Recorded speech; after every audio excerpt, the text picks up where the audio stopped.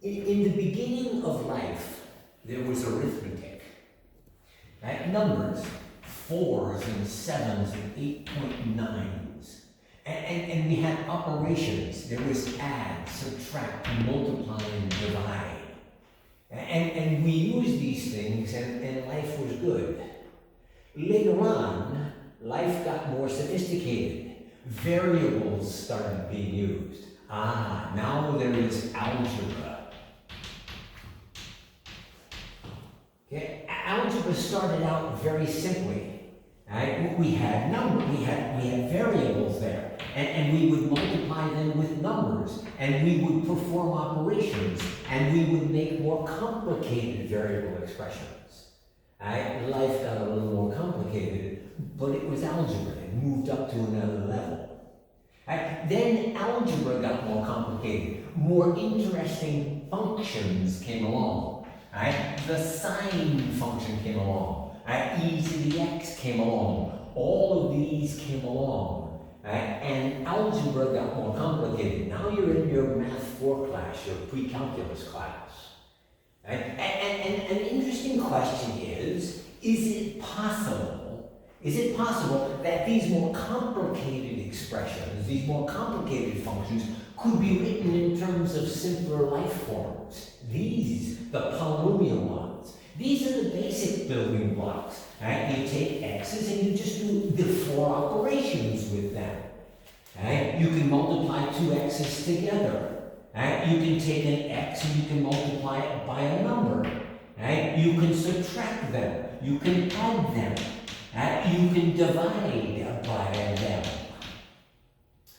Is it possible that these more complicated expressions could be written in terms of is it possible that the sine of x could be written as some exotic number, 1.74 times x minus 3.25 x squared plus 11x to the 4th? Is that possible? No, it's not true. But if you're willing to consider adding lots of, what if you could do basic arithmetic on an infinite number of numbers? What if you could consider adding forever? 1 plus 2 plus 3 plus 4 plus 5 plus. Are you willing to let arithmetic become an infinitely long process? If you're willing to do that, then it's possible that one of these, the more complicated ones, could be written as a sum of these, the simpler ones. And so, what we're going to do is we're going to try this. Right? You can investigate these things. You will find out later on, this is waiting for you up in chapter 11, section 10, that this one here actually can be written as a collection of terms infinitely long, simple terms. These kinds of things. That the sine of x is 1 minus, and then, sorry, bad one. No, that's correct. No, the sine? What are we doing the sine here? I forgot my outbreak expressions. This is equal to an x, pardon me, and then minus an x cubed over 6, right? And then plus an x to the 5th, all over, and then a number at the bottom, which is actually, when you multiply it out, it turns out to be 120. And then minus an x to the 7th, all over a 5,040. And this goes on forever. An infinite sum of these expressions here is exactly, not approximately, exactly equal to this guy over here. So that's waiting for you up there in section 10. And you may consider it to be one of the goals of this chapter. Right? We can connect the more complicated functions with the very, very simplest of functions, the polynomial functions, if we are willing to consider summing forever. Okay? So that's where we're headed here. We're going to learn how to sum forever. Right? Infinitely long sum, and then we're going to apply that to functions, right? And we're going to try to see if we can get expressions like this in terms of those simple expressions over there. Okay, so that's waiting for us up in section 10 of this chapter. All right, so that being the case, we're going to start talking about adding infinite sums of things. Okay, oh, sorry, wrong notes. Hang on, this is going to be a little ragged here. We'll get there. All right, so you remember when we came through chapter 7, this expression came up. It was an anti-differentiation we had to do. We tried parts, we tried u subs, we tried all kinds of things, could not get this to work. Is it possible, if we could develop an expression for that cosine x squared inside there, make it look like this, that we could then trade this anti-differentiation for the exact same function, right? But they're now written as an infinitely long sum with a whole bunch of x's in it. That is to say, we could write that expression there, which we can't integrate with our old techniques. We could write it as some x's with a coefficient, and then more x's squared, and then a coefficient on an x cubed. And then integrate one by one, thus getting ourselves an answer to an integral, right, in summation form, right? An infinitely long sum that we could not do earlier. This is going to be the goal of the chapter. We can consider it to be the goal of the chapter, and there's a lot of ways that you could interpret what the point of the chapter is. So this is where we're headed. We're headed to infinite summations for the purpose, our purpose, to improve our integration and anti-differentiation capabilities. All right, so that being the case, a little bit more of a guideline of how we're organizing this chapter. Right? Okay. All right, so sections 11, 2, 3, 4, 5, 6, and 7 are going to be infinite sums of an arithmetic type. So there'll only be numbers in them. Sections 11, 8, 9, and 10 will be infinite sums of an algebraic type. So we'll start putting the x's in. And once we get the x's in, then we can go after our main goal down there of anti-differentiation. So this is the basic structure of the chapter. We're going to start some arithmetic sums. You'll notice I'm skipping 11.1. That's in the interest of time under our special circumstances that we're trying to work under this semester. So I'm headed right into section 2. All right, we're going to start right now. Here comes section 2. And we're going to talk about adding an infinite number of numbers. No variables, just numbers. So the length of our classroom, the wall on this side, the east side of the room, to the left side of the room, that is to say the right side of the room, the west side of the classroom, okay? There's a length up here. Put a number line. Number line has 0 at the left end. Here, right? There's your 0. And now we just mark out this way. We walk all the way down there. Great big long line. How long is this line? There it is. It meets the wall on the right end over there. Let's suppose it has a length of L. And I would like you to walk from this side of the wall, the classroom, to that side of the classroom. Right? And the way you're going to walk this, I've got an interesting way for you to walk. Right? I would like you to take as your very first step, one giant step. You'll need long legs. Right? one giant step to the halfway mark right here. There's the halfway mark. You have now walked L over 2. And you still have L over 2 to go. Right? So your very first step, let me get this other stuff out of the way. Your very first step, right, had a length of L over 2, and you still have that much left to walk. Now I want you to take a second step, right? Now, a second step, you're going to walk half of the way again to that wall. So now you have walked to this point. This is half of the way. I suppose it should be over about there. And that'll have to be good enough if you use your imagination.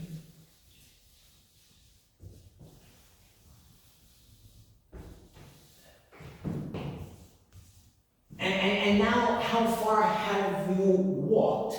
And then correspondingly, how much is left to go? Well, you've walked half of the half that was left. So you have now walked half of the half. And so you have that much left, and you have walked half of it. And this is how far you have walked already. You can quickly add these up. That's 3/4 of L. And 2/4 plus 1/4. What is left to walk over there? And what is left to walk is 1/4 of the way. 1/4 of L. So your next step, you got it, is you're going to walk half of the 1/4 and get yourself to here. You have now taken 3 steps, right, and you are at this spot right here. You have walked half of the 1/4 that was left. So you have walked 1/2 of the 1/4 that was left. And you still have, what is that? That's 1/8 of L. You still have another 1/8 of L to go. So we'll add that on to our total. We're keeping a total over here, right? So now we have walked, right? This is 1/2 of L, that's 1/4 of L, right? And now this is 1/8 of L. Right? And I'm going to continue to do this. Right? So I have 1/8 of L, and I walk, and now this is 1/16 of L. And then I have walked, and I still have a 16th left to go. But you know, I'm not going to actually go there. I'm just going to continue walking like this. So the very next step I take is going to be half of the 16th that's left. So I'm going to take a step of 1/32. And then the next step is going to be 1/64 of the length of the room. And then the next step is going to be, you got it. And we're going to continue to do this. I don't want you to stop doing it. You're going to keep doing this forever. Now realize it's a mathematical number line. Anytime you take a step, there's still an infinite number of points between you and the wall. No matter how close you are, no matter how small that distance is, between where you are and where the wall is, right, there's always an infinite number of points on the mathematical number line between you and the wall. So you can continue doing this forever. Right? 1/256L plus 1/512L plus 1/1024L plus. And I would like to know what this adds up to. If you did it forever, that's what the 3 dots are very important. It tells you this process is going to go on forever. Forever is forever. Okay? So it's going to go on forever. What would all of this total up to if you let it go forever? So stop and think about that for a second. What could this possibly total up to? So does this even make any sense, right, to say that there is a total of an infinite number of numbers? Right? Is this nonsense? sense, or does it make any sense at all? Think about it for a second. Is it possible that the total would be larger than L? Is this possible? Every time you add on, you add another step and another step and another, and they're getting smaller, and you keep adding on these steps, right? The total is never L, because L is at the wall, right? So the total can't be bigger than L, right? That's not possible. If you had walked more than L, you'd be on the other side of the wall, okay? Could the total be less than L?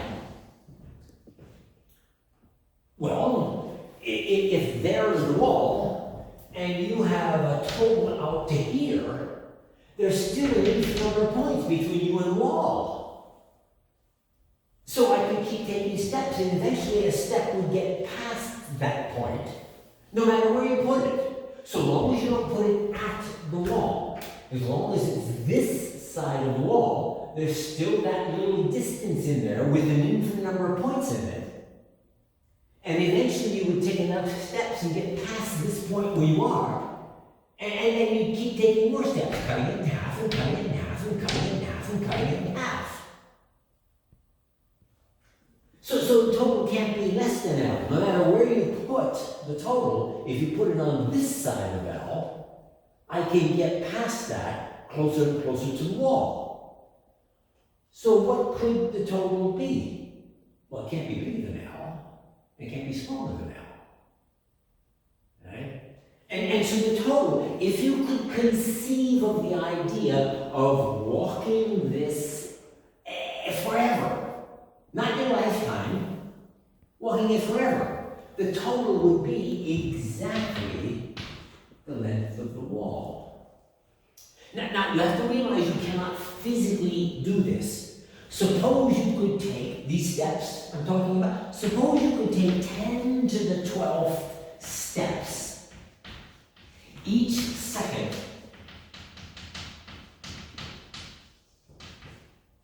for your life. So you've taken a bunch of steps. It's a finite number of steps. You're still not at the wall. Suppose you do this for as long as the sun has been in existence. It's still a finite number of steps. You're not at the wall. There's more steps to go. In fact, there's still an infinite number more steps to go. Okay? So you cannot physically ever do this, but that doesn't mean you can't know the answer. Just because you can't physically do it doesn't mean the total doesn't exist. It just means that I physically can't do this. Keep this in mind, right? You can possibly know the total even though you cannot physically add it up. You could do these calculations at 10 to the 12th calculations per second, adding up these numbers, right, for all of your entire life, and you still would not have the final total. It's not physically possible to do, right? So it is possible to have answers, right, in these situations. All right, so moving on a little bit here. Okay, let's talk about then an infinite summation, arithmetic only. Head over here. Okay. All right. So, right, suppose you've got an infinite sum. N is going from 0 to infinity. Right? And what we mean by this is here's a number, not a variable, number. And then another one, and another one, and another one, and another one, and I'd like you to add them all up, right? These numbers right here, right? A set onward, and there's an infinite sum of them. Just like we had an infinite number of steps up there we wanted to add up. Okay? So this is called a series. Right? The word series implies that you are adding things Of course, if some of them are negative, you can count it as subtraction. That's perfectly fine. Right? This is an infinite series. It's got an infinite number of terms. So this is an infinite series.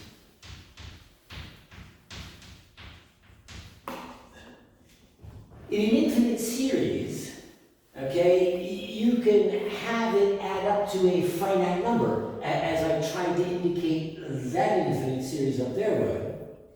Right? So if this totals up to a finite number,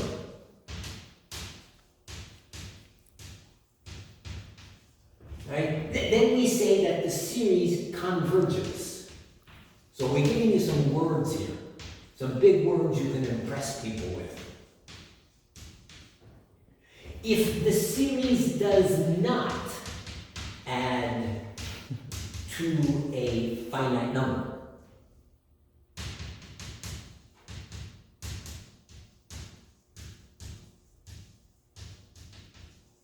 then the series is said to diverge. So every series is either going to add to a finite number, and then we will say the series converges, or the series is not going to add to a finite number, in which case we will say the series diverges. Generally, if they don't add to a finite number, there's one of two things going on. If it's not finite, it could be because the total just gets larger and larger and larger and larger and larger and never stops getting larger. So an example of that might be 1 plus 2 plus 3 plus 4 plus 5 plus 6 plus, and it just keeps doing that forever. And if you stop and think about it, you can realize that this collection of numbers, as you keep adding them, is just going to get larger and larger and larger and never stay finite. It will get larger than any finite number you can think of. Okay? So that's a diverger. Okay? Or it's possible the series, right, diverges in a different sense. Here, try this one. 1 plus negative 1. Plus 1 plus negative 1, plus 1 plus negative 1, plus 1 plus negative 1, and it keeps going on forever doing that. So the series has the value 1, and then when you add the first two terms, it has the value 0. And when you add the first three terms, it has the value of 1 again. And when you add the first four terms, it has a value of 0. And it's never going to stop doing it. 5 terms adds up to this, 6 terms adds up to that, 7 terms adds up to that, 8 terms adds up to that. And the series is never going anywhere. It's not getting close to a finite, it's not becoming a finite number. It's, if you will, flopping around, flopping back and forth between 1 and 0 and 1. That's a diverger. Most series that diverge, we can put into one of these two kinds of categories. Right? So just to give you some sense of what this word means, converge means the total, the infinite sum, never ends. Okay? Actually can add up to a finite number. That's the one on the front board. Right? You take those steps and you add all of those steps up. That's an infinite number of steps. So you can't physically do it.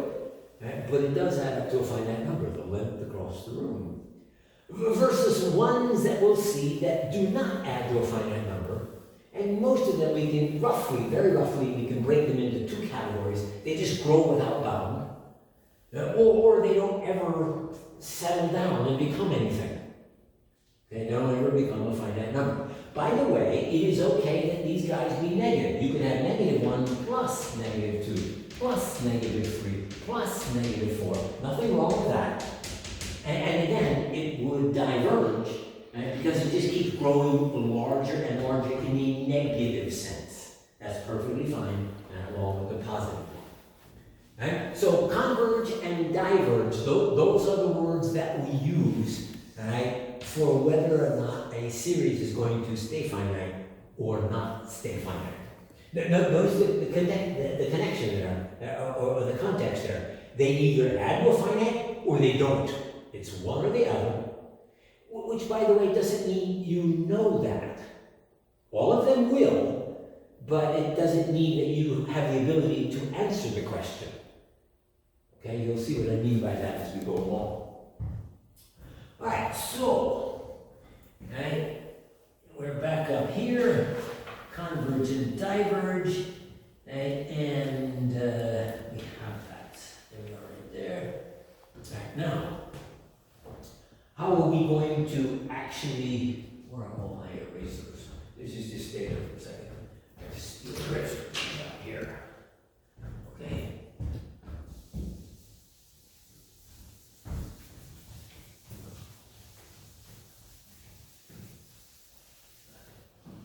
So a series walks in the door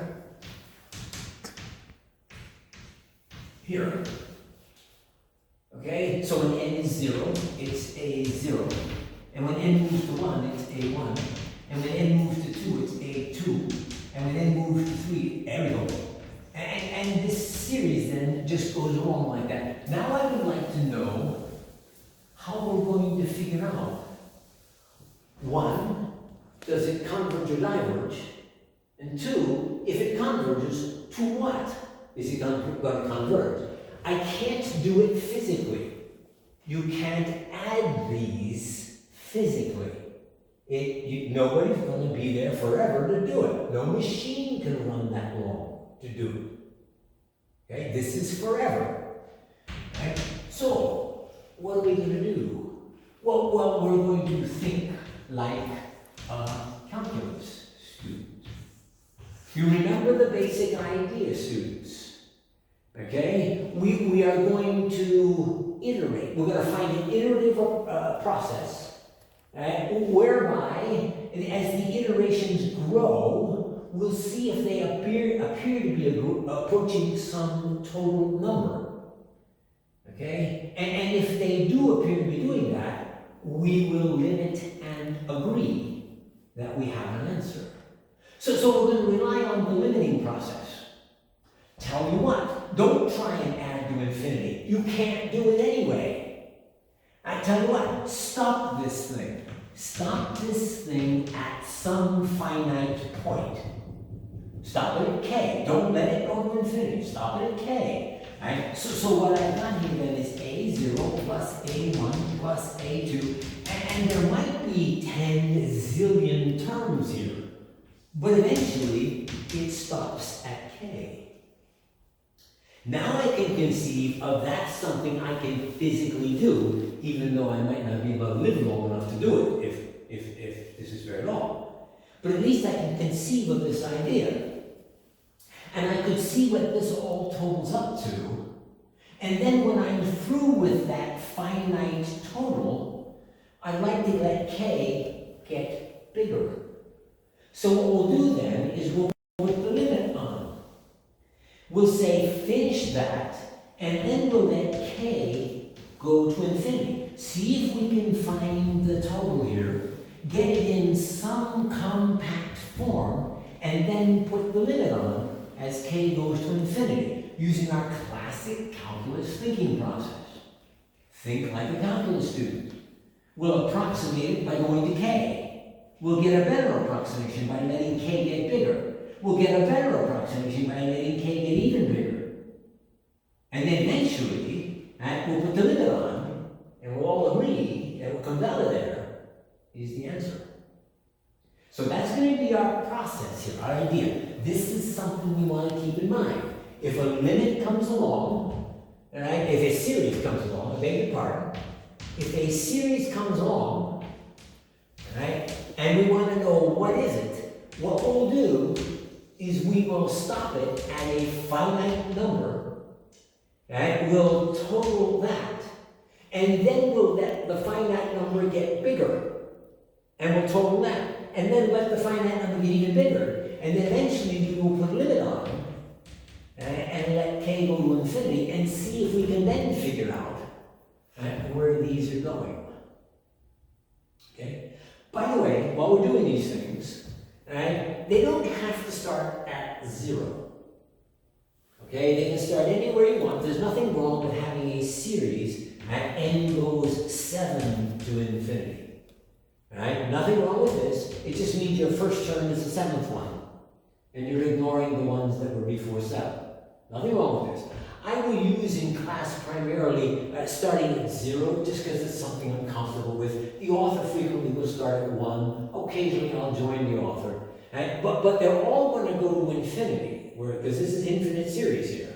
Right? But the starting point doesn't always have to be 0. Okay? All right, so that being the case then, I'll show you some examples of that as we go along. Now we have established a procedure for us to follow to try to decide, one, does the series converge or diverge? And then 2, right, to what does it converge or diverge? Okay, that's what this was for right here. And we have saved this on the side board.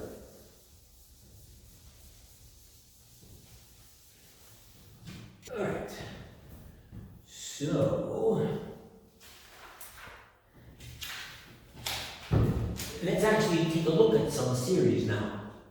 Okay, so here's a series, right? And the series is a number, right, plus, and then the number times another number, and then plus that first number again, same number, and now the second number again, but this time it's squared.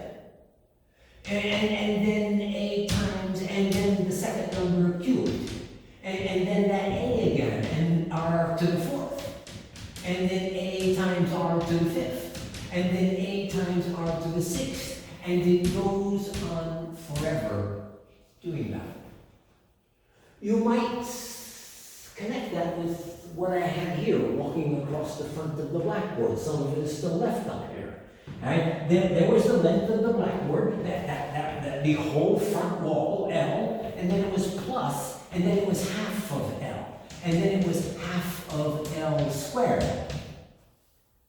The half squared L.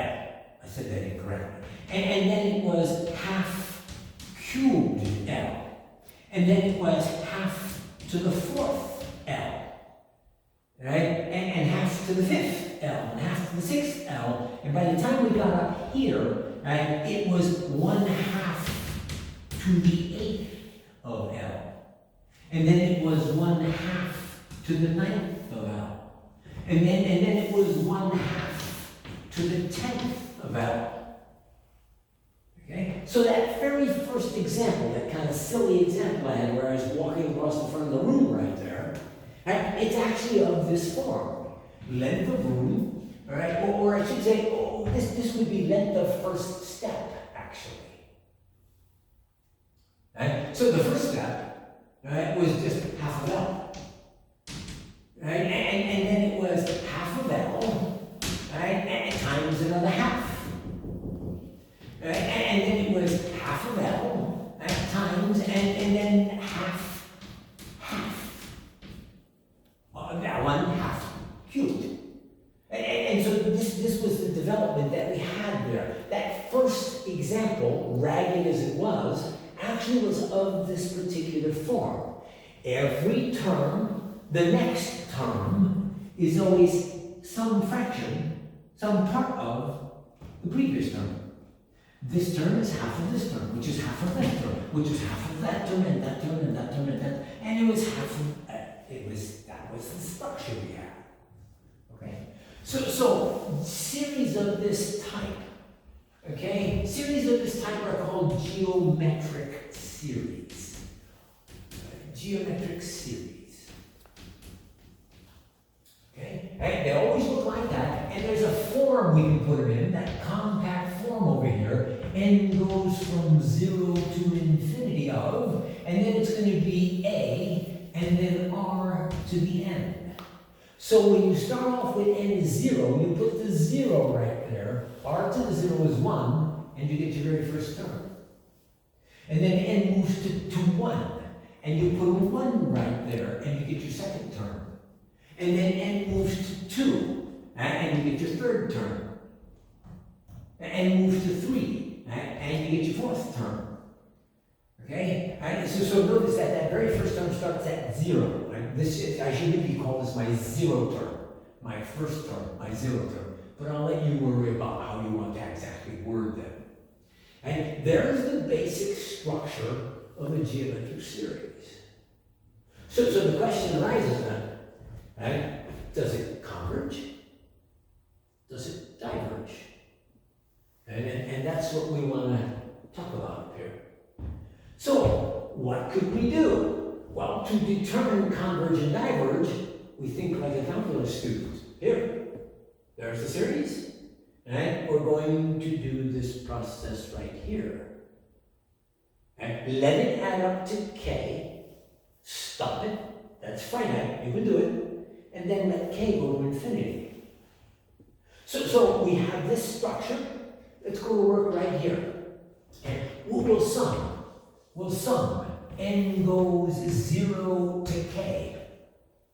That's actually k plus 1 terms, because remember there's 0 terms the first term, and then there's k more after that. But don't worry about that detail. Here's this series right there, right? But stopping it at k. Right? So this would be, I'll lay it out for you, a plus ar squared plus, and it goes on and on, ar to the k. Okay? Right? And now take this equation, it's an equation. Take this equation, right? And I'd like you to multiply both sides of the equation by r. So I multiply the left side by r. Here, I'll do it right down here. Is that going to get in the way? No, you're good. Okay, right, there we go. Right, n goes 0 to k, ar to the n. And now when you multiply the right side by r, actually do it. So I multiply this very first term by r. I'm going to put it under this one. And then I multiply the second term by r, and I'll put it under the next one. As you see why, because they're the same, right? And then you multiply this one by r, and it's right in here. And you keep going. And you multiply that one by r, and it's going to be right over here, ar to the k plus 1. The previous term right over here, ar to the k minus 1, right? When you multiply that by r, it'll fit right in here, ar to the k. And there is the equation, both sides multiplied by r. Now what I want you to do is I want you to subtract them, and I'll take that up higher on the board over here. You got two equations over there. You're back in algebra class, arithmetic class. All right, subtract them. On the left side, you have this one minus this one. All right, so we have r times, I have sum, n goes 0 to k, ar to the n, right, minus, I'm subtracting the bottom one now, right, r times sum, n goes 0 to k, and then ar to the n. So there's the subtractions on the left side. Now subtract on the right side. When you do this one has nobody to subtract with. So it just stays right there. It is a. And then you see what happens. Subtract. This subtracts this and you get a 0. That subtracts that and you get a 0. That subtracts that and you get a 0. 0, 0, 0, 0. This one subtracts this one for a 0. And this one has nobody to be subtracted from. So when you subtract it, it's going to show up over here as ar to the k plus 1. Remember, you subtracted it now. All right, so that's what my situation looks like after I subtract those two equations over there. Okay, algebra time. On the left side, I want you to factor out, common binomial factor out, those two terms. Factor them right out. We get the sum. N goes 0 to k of ar to the n. That got factored out. And what is left when you factor it out, of course, is there's a 1 right here minus the r right there. Okay. And then on the right side, factor again. Right? There's an a, and then a 1 minus r to the k plus 1. I was trying to find out what this guy is. And remember my strategy, I'll remind you of my strategy here. Right? I'm going to be trying to do this. I'm going to find that guy and then put a limit on it. And that guy right there is sitting right here.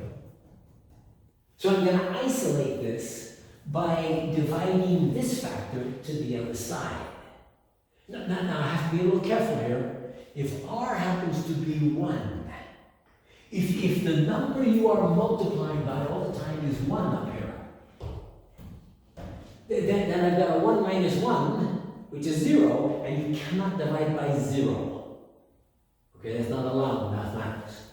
And so, pretend that it's not 1 right now, and I'll come back and take care of that later. So as long as r is not 1, okay, then I can divide through, and I get this expression here. Sum n goes 0 to k, and ar to the n is equal to, and then a times 1 minus r to the k plus 1 divided by 1 minus r. And this thing has been written in a compact form, not a summation form anymore. Okay, I don't have a long spread out thing. I've got a nice compact form for it. Right? Now what I want to do, following my strategy again, my strategy is now that I've got it, put a limit on it. Okay? So I want to put the limit on this thing. Okay? Let's see what we can do here. Okay? This is going to break into cases. Case number 1. Case number 1 is going to be, what if r in size is less than 1? That means I'm only thinking about r values that are between -1 and 1. In size, these numbers are all smaller than 1. Right? You go that way a half. In size, it's smaller than 1. You go this way 3/4. In size, it's less than 1. Size of the number is less than 1. Keep in mind that the r value, again, is what you're multiplying by all the time up here. R, and then another r, and then another r, and then another r, and then another r. So you're multiplying up there in that original series by numbers that are smaller than 1 in size. The 1/2 for the steps. For the steps. Every step was 1/2 of the size of the previous step. Okay? And so that would be an example of this kind of an R. Okay? Now, in this case here, when R is less than 1, so it was okay to do the division. That was only if R is equal to 1, I couldn't do that division. But it's okay to do the division, so I have this expression. And now what I want to do is I want to put a limit on it. I'll do it up here. Limit. A limit as k goes to infinity of a times 1 minus r to the k plus 1 all over, and then 1 minus r. Okay. All right. Now, okay, go ahead. Let's let k go to infinity. The only term that has a k is that one up there. No k is over here. So that's the only one that's going to be affected by this limit. Let's try it. Right? Limit. As k goes to infinity of, and just that term, r to the k plus 1. We skipped section 11.1. In section 11.1, this was dealt with back there. I'm just going to give you the answer. Okay? When this happens, these terms all go to 0 in limit. But I'll indicate why it happens. Pick yourself an r less than 1. Pick something like 0.3. That's less than 1. So it's one of these kinds of r's. Okay, and now we'll start raising it to higher and higher powers. 0.3 to the 10th. and 0.3 to the 100th, 0.3 to the 1,000th, and 0.3 to the 10,000th.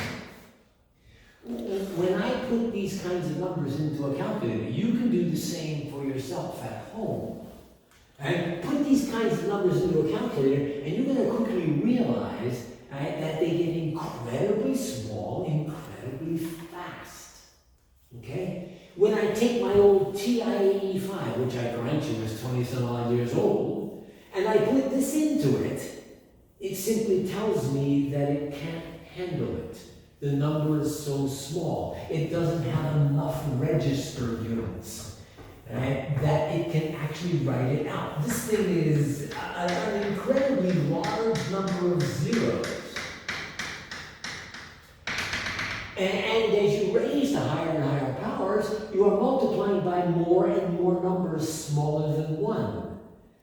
Right? The same thing will work if you were to pick a negative number, right? Negative 0.3 to the 10th, negative 0.3 to the 100th, negative 0.3. If you want, make it an odd number. You can see the negative pop up again. Maybe do 1,001 on this one. It's a little more interesting. You'll see it turn out negative. But still you get that kind of a number as you raise to higher and higher powers. That's what we're talking about here.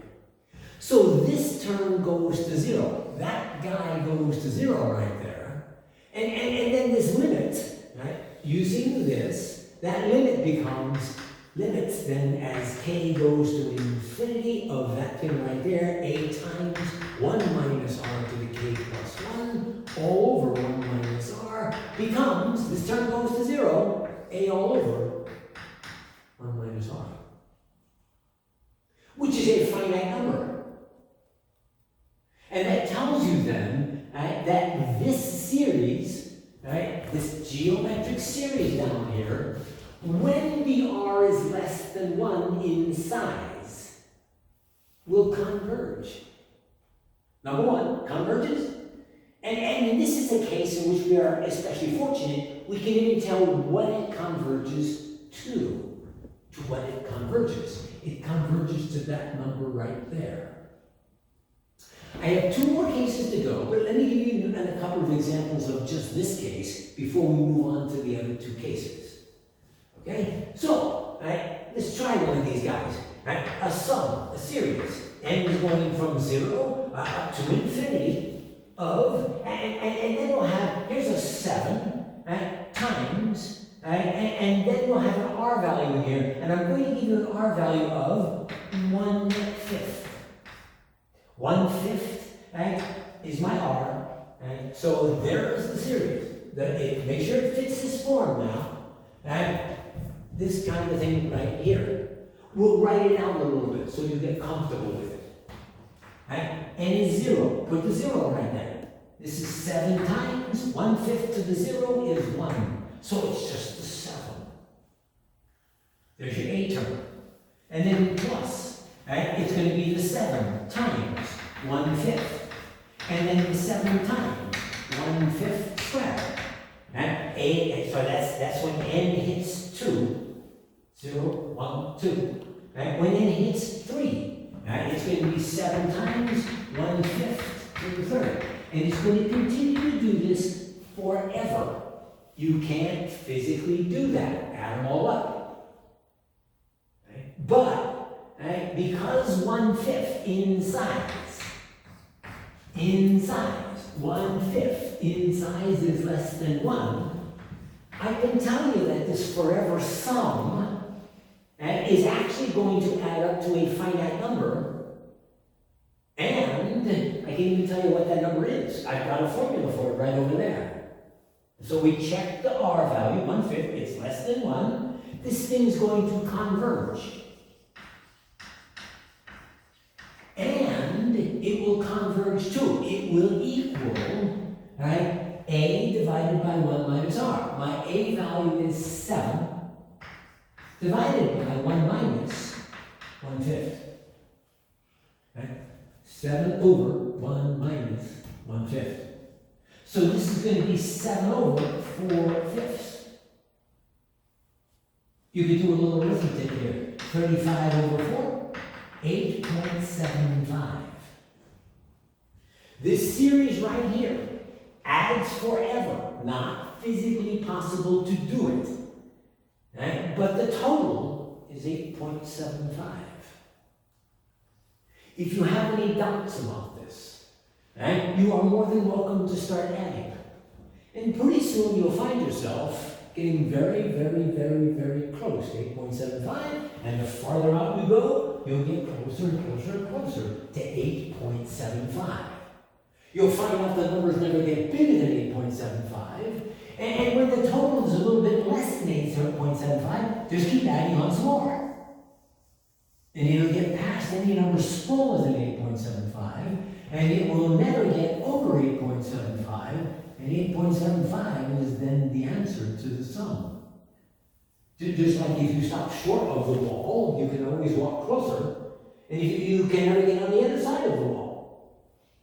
Okay? So there's an example of that. This works just as well if the r is negative. Just almost the size of the r is less than 1. So if you have an r over here, rather than make up a whole new example, I'll just use this one again. What if you put a negative 1/5 right there? What you're going to find is your very first term is 7, and then the very next term you'll have a negative 1/5. So this in fact will be a subtraction here. Okay? Right? You pull that negative out, right over here, so you'll have a minus. And then the square will put you back to a plus. And then the cube, right, will put you back to a minus again. Right? It'll be the same numbers, it'll just be going plus, minus, plus, minus, plus, minus, plus, minus, forever. In which case then, right, my a is still the 7, right, and the 1 minus r at the bottom is 1 minus 1/5. Right, because my r is now minus 1/5. Right, so this is 7 all over, and then on the bottom, that'll be 6/5. In which case, the invert multiply again, 35 all over 6. And now you see this is 5 and 5/6, 5.83. And the sum is still finite.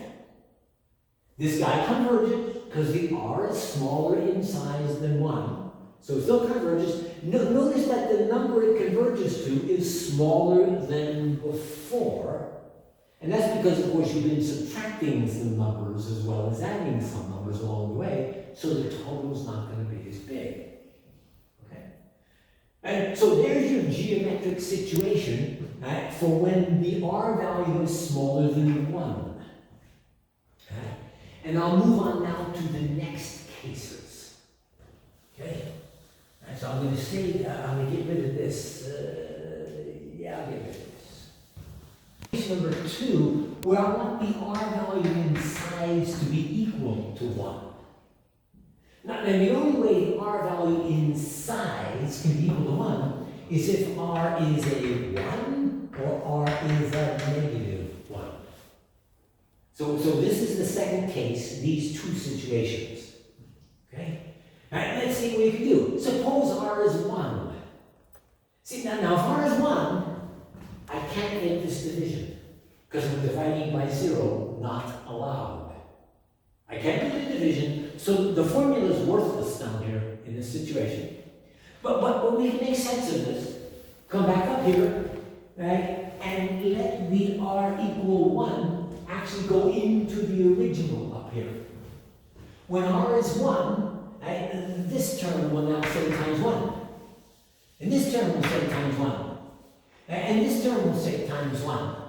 Right? And what you'll be adding up, of course, is just an infinite number of the constant terms. If the constant term is not 0, you're adding up an infinite number of numbers. Every one of them is identical. You're adding the same number again and again and again. And eventually the total will get incredibly large, diverge to plus infinity, or incredibly small if they're negatives and diverge to minus infinity.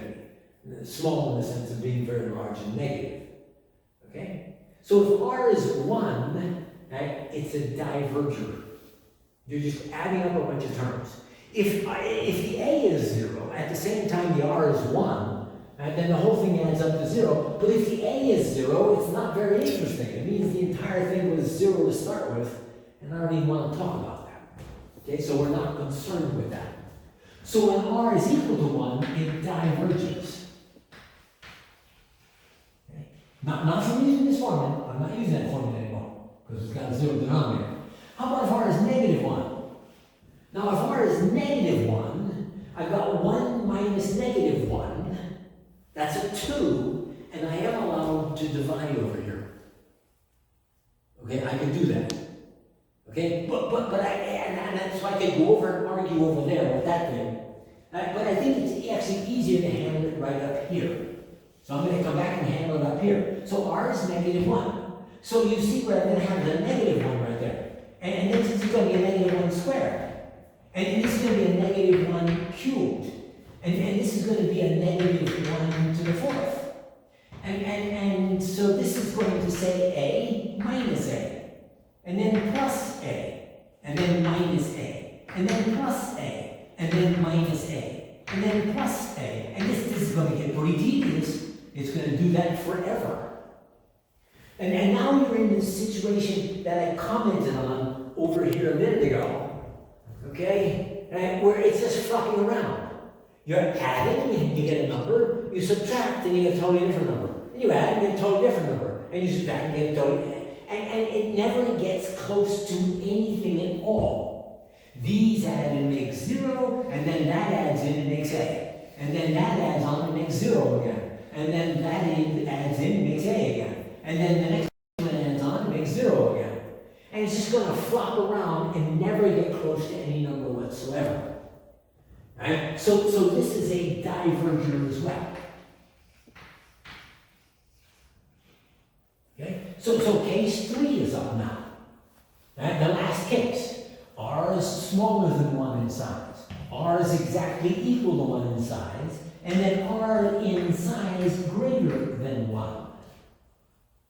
Okay? So R is greater than 1. So if R is bigger than 1, you can use this formula. It's okay. You're not dividing by 0. In which case, then, you can use this formula over here. That's okay. That guy's okay right there. Okay, now, let's let the R, right, let the limit go, sorry. Right, let the limit go bigger and bigger, and again, only that term is being affected. Now what's happening? My R is bigger than 1. It's 1.3 to the 10th.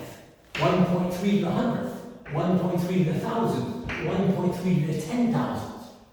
And again, quickly you will find out that your calculator can't handle these. They're getting so large, either positively or negatively.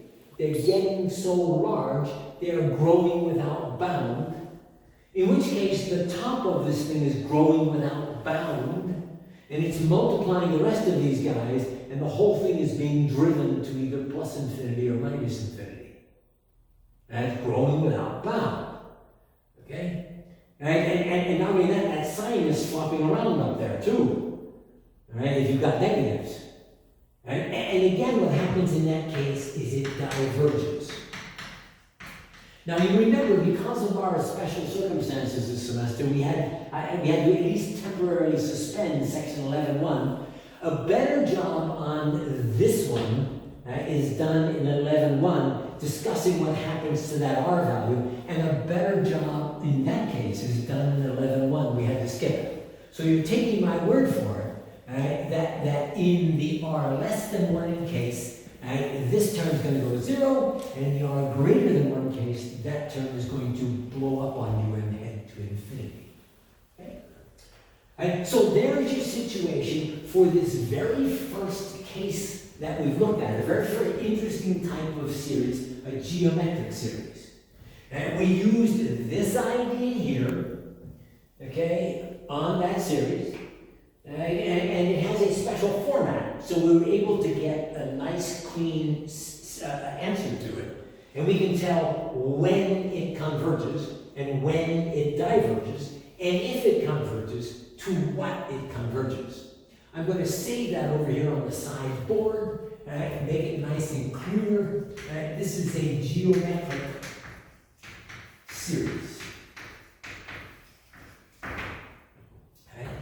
And it looks like this. Now again, that format, 0 to infinity, right? And then AR to the n, right? And you've got the various cases now, right? If R in size is less than 1, it converges, and it will converge to the A value divided by 1 minus the R value. If the R value is less than or equal, greater than, I beg your pardon, greater than or equal to 1, it will just diverge. There is no answer to the summation. Now that's what that diverge means. There is no finite number to which it will add up. Okay? So there's your geometric series. This is a good time to make a comment on that beginning value down there. Okay? So this series could be written like that. You remember its form now. A plus AR plus AR squared plus AR cubed plus on.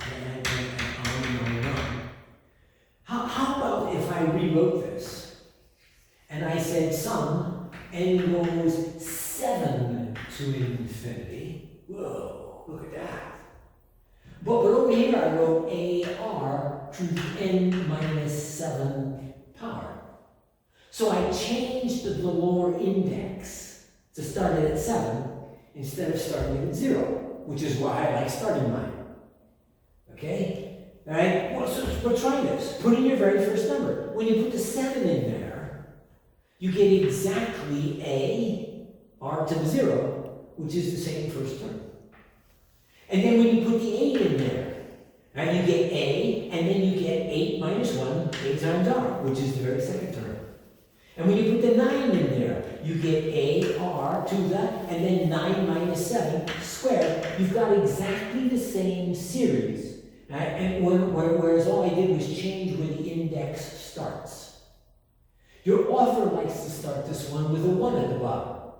So your author writes the very same series I have, and this series right here. Your author's going to start with a 1. He's going to compensate for that by putting that, and then minus 1 is the exponent, where I have an n.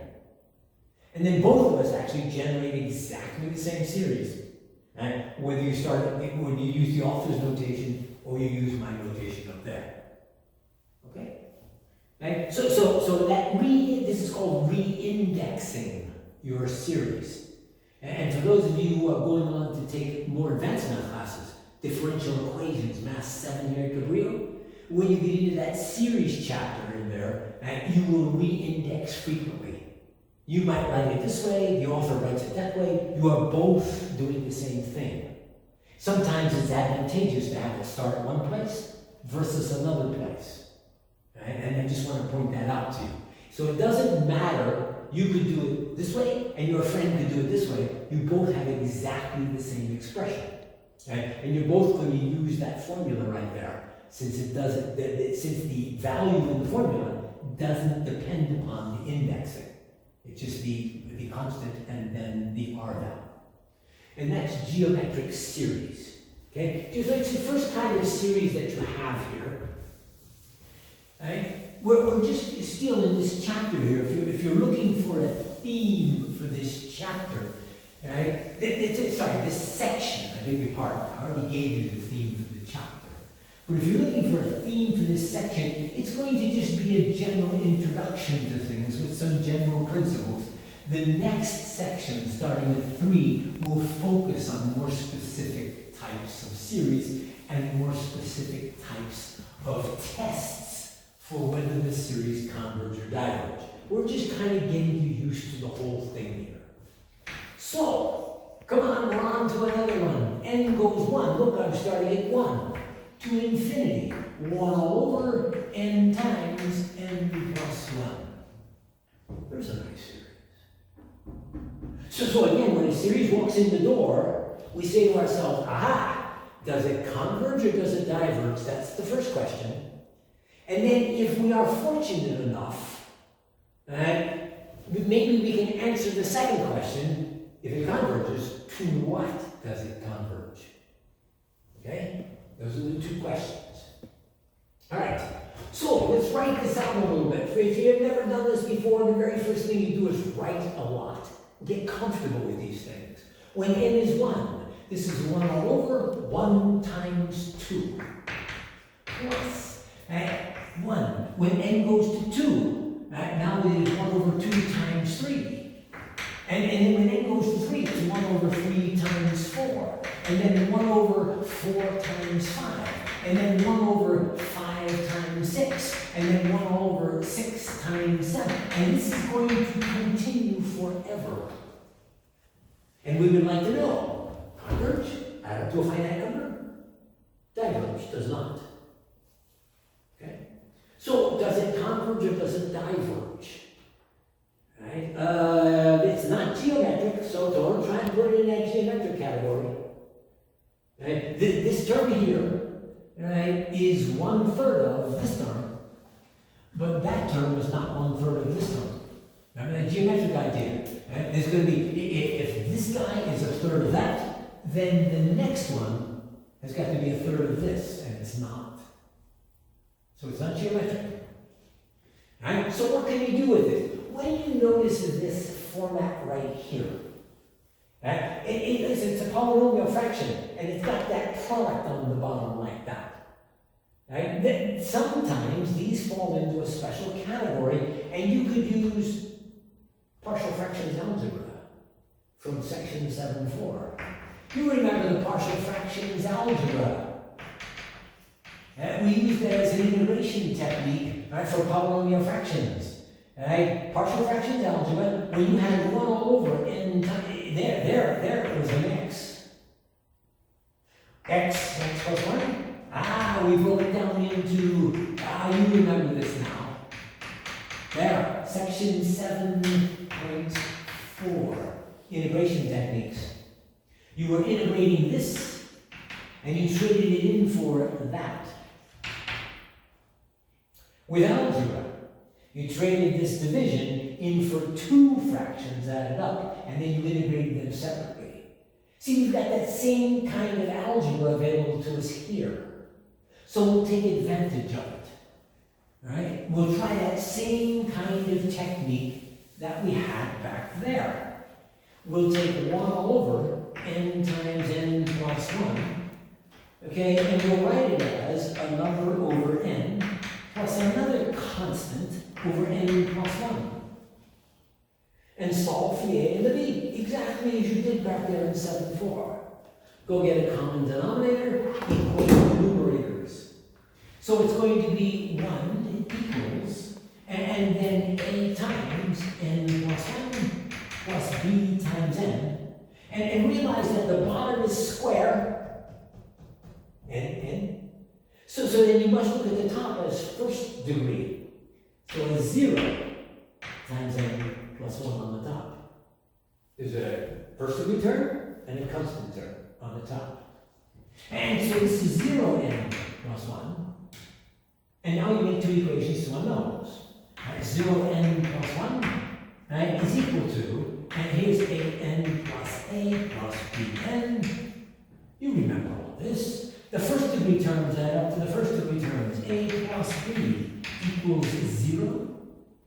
And then the constant term equals the constant term. A is equal to 1.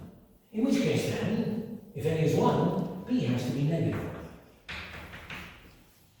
So we can write the original series, the original form of it, 1 to infinity. We can write it as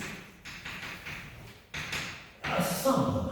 N goes 1 to infinity of, and then from down here, 1 over n plus, and then negative 1 over n plus 1. A is 1, b is negative 1. Down there. So I can trade in this 1 fraction for the sum of 2 fractions. Each term, instead of being 1 fraction, is now 2 separate fractions. And then we continue. Put in a 1. This is 1 over 1 plus. And I think I'll just write the minus. And then 1 over 2. And there there's your first term. Used to be one fraction, now it's been split into two. And then plus, right? N goes to 2. This is 1 over 2 plus. No, minus. Right? Is 1 over 3. And then the pattern starts to develop. You see it coming. We'll do one more, and it goes 3. Right? So this is 1/3, and then minus, put a 3 in there, 1 over 4. Now the pattern is obvious too. And it just continues on, going on out that way forever. Right? Headed that way forever. You cannot physically add it up, right? Because it is going on forever. You must be getting tired of hearing that. But that being the case, what would this possibly add up to? And then you look at it and say, wait a minute, there's a minus 1/2 and a plus 1/2. And they will add up to 0. And the minus 1/3 and the plus 1/3, they'll add up to 0. And the minus 1/4 and the plus 1, they'll add up to 0. And this will continue to happen all the way out there forever. So now, converge or diverge. Now to answer that question, we have to go back to this idea right here.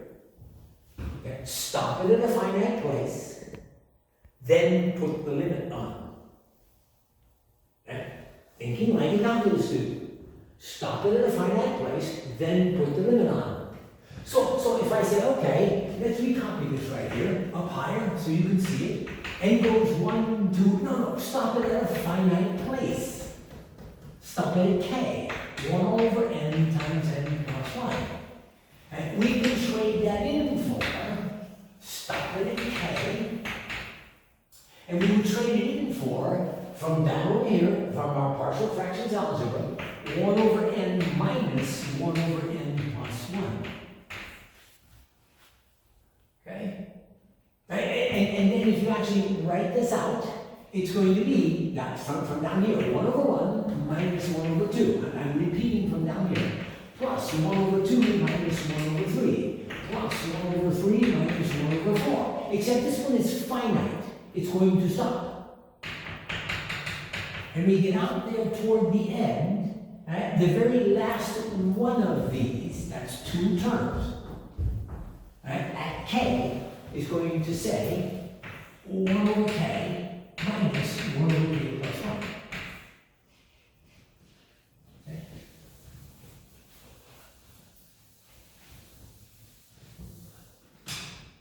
Once again, these add to 0, those add to 0, those add to 0. This one is going to add to 0 with that previous one over here. And the only surviving terms are the very first. And then the very last. So if you stop it at k, don't let it go to infinity. Stop it at some point, right? That's the total. Right? And now you can go get a common denominator for this. I just need to know what happens to this thing now when k goes to infinity. I can go get a common denominator. Right? So then top and bottom by k plus 1, you get k plus 1 minus 1. And this is k all over, and then k plus 1. And I'd like to know what happens to that now as k goes to infinity. I've got the finite sum. I'm going to put my limit on it now. A limit as k goes to infinity. So put that limit on. All the way down to here. Right? So here we are looking at this. This is what we all agree is going to be the answer to this. That's an agreement we made. Right? The answer to this thing is going to be what this summation, that guy down there, the original summation, totals up to. How do you get the answer to this? Oh, there's lots of ways. You've done it back in your Math 4 class or in Math 5A. You may have used this technique where you multiply top and bottom by 1 over k. Okay, and then its limit as k goes to infinity of 1 all over 1 plus 1 over k. And then as k gets big, where's that guy going to go? And you've done this one in a number of contexts already in your calculus career. Right? But a better job was done in section 11.1, which we skipped. Right? But this guy's going to go to 0. And the whole thing is going to 1. You could also do a multi-tab on this thing, just to show you different ideas of how it's settled this one. Right? There's a multi-tab. Take the derivative top and bottom with respect to k. Right now it's going to infinity over infinity. That's a multi-tab form. And you can take derivative of the top with respect to k. So this limit as k goes to infinity. Limit of the top with respect to k is 1. Limit of the bottom with respect to k is 1. And as k goes to infinity, where does 1 go? It goes to 1. So there's the same answer. Okay? So there's a variety of ways you can get the answer out of that thing. But the bottom line is, there is the answer. So this telescoping series, right, totals up to be 1. You add up all of those numbers right there. This is 1/2 added with 1/6, added with 1/12, added with 1/20, added with 1/30, added with, and you're getting tired of this, so am I. And the whole thing. What did we learn? We learned 2 things. It converges, and we were fortunate enough to be able, with some algebra and some linear work over there, to find out that the entire thing totals up to 1. It converges to 1. The next time you ask for 1 egg in your sandwich at a restaurant, ask for this many eggs. Right there. It's 1. Not close to 1. If you could conceive of that adding forever, it is not approximately 1. It is exactly 1. If you could conceive of doing it. Now a series like this is another type of series. We already have geometric. This is a new type of series. It's not geometric. Okay? Notice that the characteristic it has is that the terms, something from this term drops out with something from the next term. And it continues to do that. The whole term, the whole series appears to collapse. If you ever saw the old Western movies, right, or the old pirate movies, where they took a telescope out of their pocket and they pulled it out, and then they could, look at something, and then they collapsed it back and put it back in their pocket. Okay? That gives you the name of this type of series. This is called a telescoping series. So this is a telescoping series. Now the numbers could certainly change. You could have a 10 up there. You could have a 5 up in front. You could have something plus 7 instead of something plus 1. So the numbers can change. They can get more exotic. It might be that a term from the first part that actually subtracts to 0 with a term from the third part, instead of this one with this one right next door to it. And they can be a little more exotic with this, but this is always the idea in a telescoping series. Now, you will be able to go after it with some partial fractions algebra and split the terms, and then do some argument just like this. So that's the second kind of series we have looked at here. We're just getting you comfortable with series. And this is a telescoping series.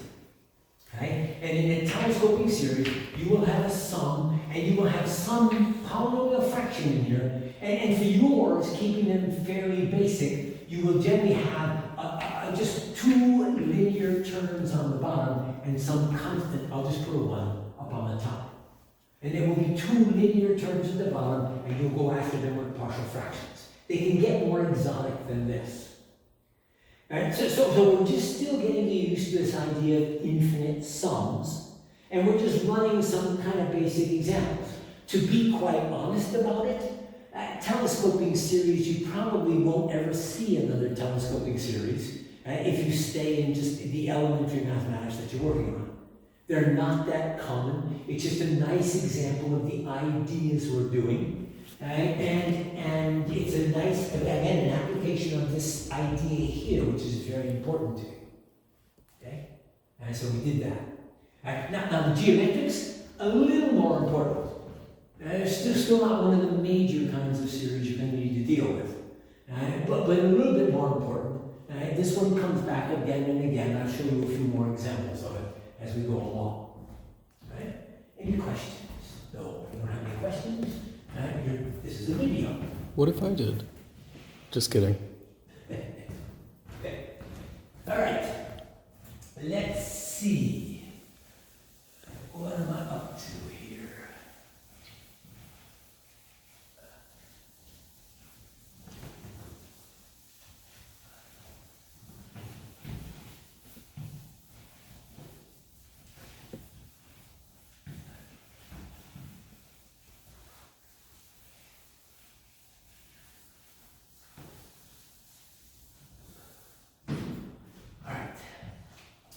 So I think I'll move on and go to another kind of series, give you a third type of series to look at.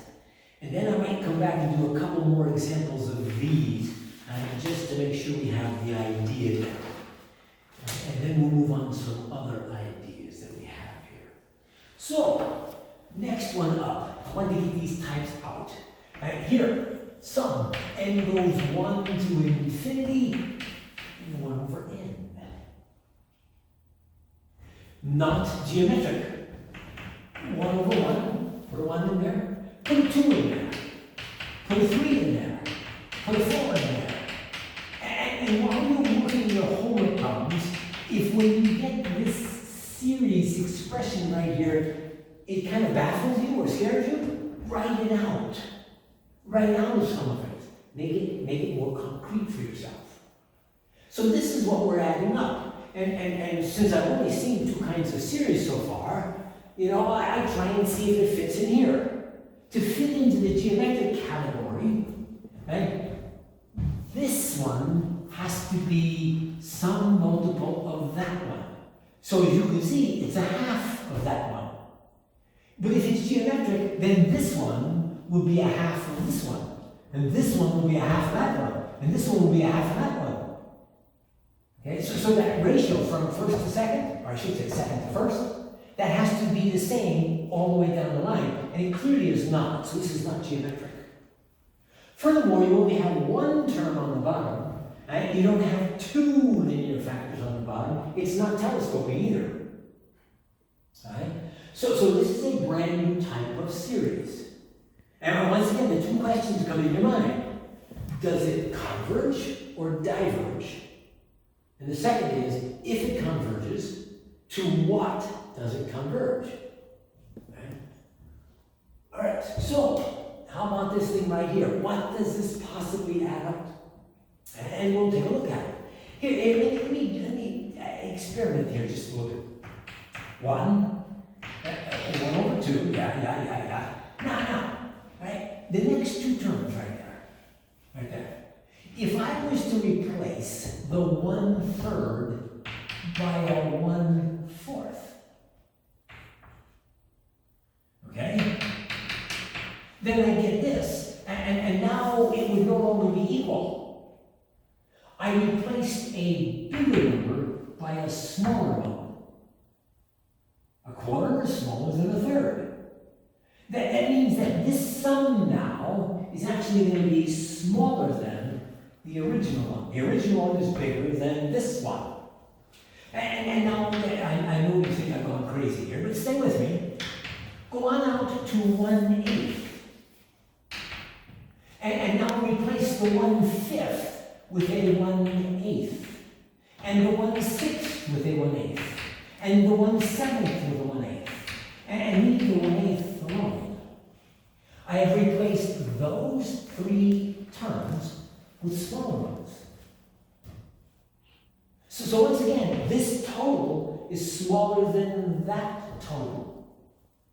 And I'll keep doing this. I'm going to go, the next batch coming up here. 1/9 plus 1/10 plus 1/11 plus 112 plus 113 plus 114. I'll try and simplify this for you in a minute. Whew. And go all the way out to that term number 16 out there. Do you see what I'm doing? I'm picking on the powers of 2. Right? This was 2 squared. That's why it was special to me. 1 over 2 squared. See, and this one was 1 over 2 cubed. And this guy is 1 over 2 to the 4th. Right? And now replace this by 1/16. Oh, man. And replace that 1/10 by 1/16. All of them. I'm not going to write them all out. You can do that. There. And you replace each of those by something smaller. So once again, the original is bigger than this. And then we're going to keep doing this. Go on out. I won't write them all out because I know I'm going to bore you to death. 1 over 17 plus. And then stop this at the next power of 2. 1 over 2 to the 5th, which is 1/32. And then replace the 1/17, yes, replace the 1/17 with 1 over 32. And then keep doing that. You got 16 of them in there. There's 16 1 over 32s. And then you could conceive of doing this, right? The next highest power of 2 is 1 over 64. Right? So it would be 1 over 33 plus 1 over 64. And I will replace that now with a bunch of 1 over 64s. 32 of them, in fact. And I'll have myself a 1 over 64, and a 1 over 64, and a 1 over 64. 32 of them. 16 of them. Okay? 64 of them. 32 of them, sorry. 16 of these. Be 8 of these. Maybe 4 of these. 2 of those. And these are kind of special. As long as I'm in the mood to get everything in terms of 1/2, what do you say I just replace this first one by a 1/2? Doesn't hurt the same quality. I'm always replacing by smaller things. So the original is bigger than this. And now what do you got here? You got a 1/2 plus a 1/2 plus 2/4, which is a 1/2, plus 4/8, which is a 1/2, plus 8/16, which is a 1/2, and 16/32, which is a 1/2, and 32/64, which is a 1/2. Okay? And the sum, I've stopped it, I've only gone up to 64, right, is bigger than a 1/2 plus a 1/2 plus a 1/2 plus a 1/2 plus a 1/2 plus a 1/2. It's bigger than, well, how many have I got here? It's bigger than 7 halves. This thing that I'm trying to find out, how big is it? Is it going to stay finite or is it going to diverge? It's all positive, it's not going to flop around. Okay? Right? How big is it? Well, it's at least as big as 1, 2, 3, 4, 5, 6, 7 halves. It's at least as big as 7 halves. Could I get it to be 8 halves? Run down here, keep this running. Just keep this whole thing going. And we'll stick on the next batch. The next batch would be 1 over 65. But 1 over the next highest power of 2 is 128. Right? That is 2 to the 7th. This was 1 over 2 to the 6th. Now it's 1 over 2 to the 7th. And there's 64 of those guys in there. Replace every one of them with a 1 over 128. And you're going to have yourself, again, adding on right here, 1 over 128 and 1 over, and 64, that's another half. And that'll add on another half. And now, yeah, you're bigger than 7 halves, you just add on another half. Now we're up to 8 halves. This sum up here is bigger than 4. Now I'm wondering how big can I get it to be? Can it possibly keep doing this forever? Adding on very, very slowly. half, and a half, and a half, and a half.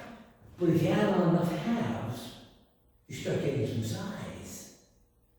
I'm over 4. Now, we're looking for a pattern here. If you want to get it to be bigger than 4, 4 is 8 over 2. That happened when I got to 1 over 2 to the 7th. So 4 is 8 over 2, that is 7 plus 1 over 2. There, that's the number that I need to go out to. That's the exponent on the 2. Okay? So could I get this sum to be bigger than 10? For sure. For positive. Absolutely sure. Okay, I want to be bigger than 10. All right, let's take 10. Let's write it as 20 over 2. Okay, and then we'll write the 20 as 19 plus 1.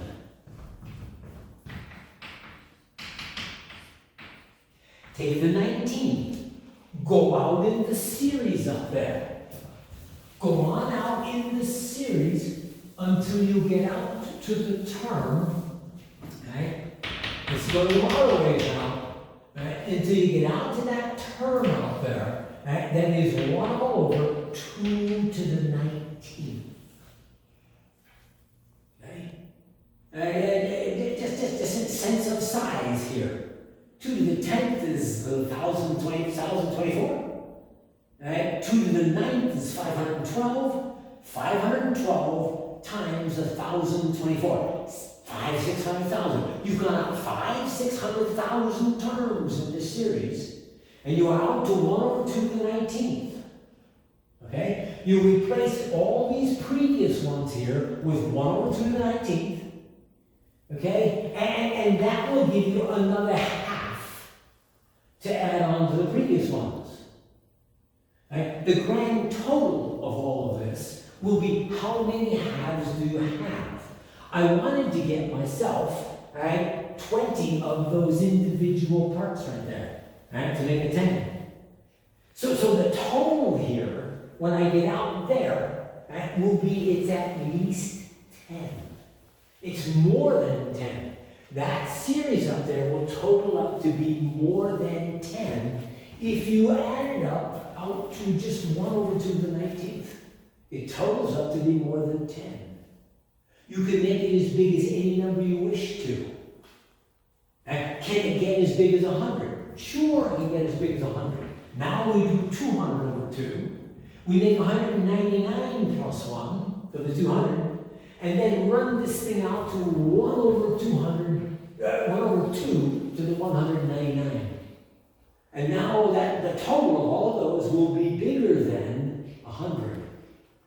And if you wait long enough, you're going to get old doing this, waiting long enough. It's going to take a terribly long time to do this, but it'll get bigger than 100. It'll get bigger than any number you can think of. With my little formula right here, I can tell you how far out to go to get it bigger than any number you can think of. Okay? Now, just to give you some sense of size, 2 to the 199. That's big. But it only gets you a total of 100. I guarantee, by the way, this is extra, ultra conservative. The total is actually much bigger than 100. Much bigger than 100. But to be conservative, right, to this number here, go out that far in the series, and it will get you, right, as big as you want it to be. As big as whatever number you say down there. Okay? Right? Takes a long time, though. Right? So ultimately, what does all of this tell you then? I can make that series if I'm patient. You're going to need to be really patient. I can make that series get as big as you want it to be. Bigger than any number you can think of. So it diverges. So here's your first diverger, right, in the class. 1 to infinity, 1 over n, diverges. It does not add up to a finite number, but it's very slow in getting big. If you wait long enough, it'll get big. But you're going to have to wait a long time for it to get big.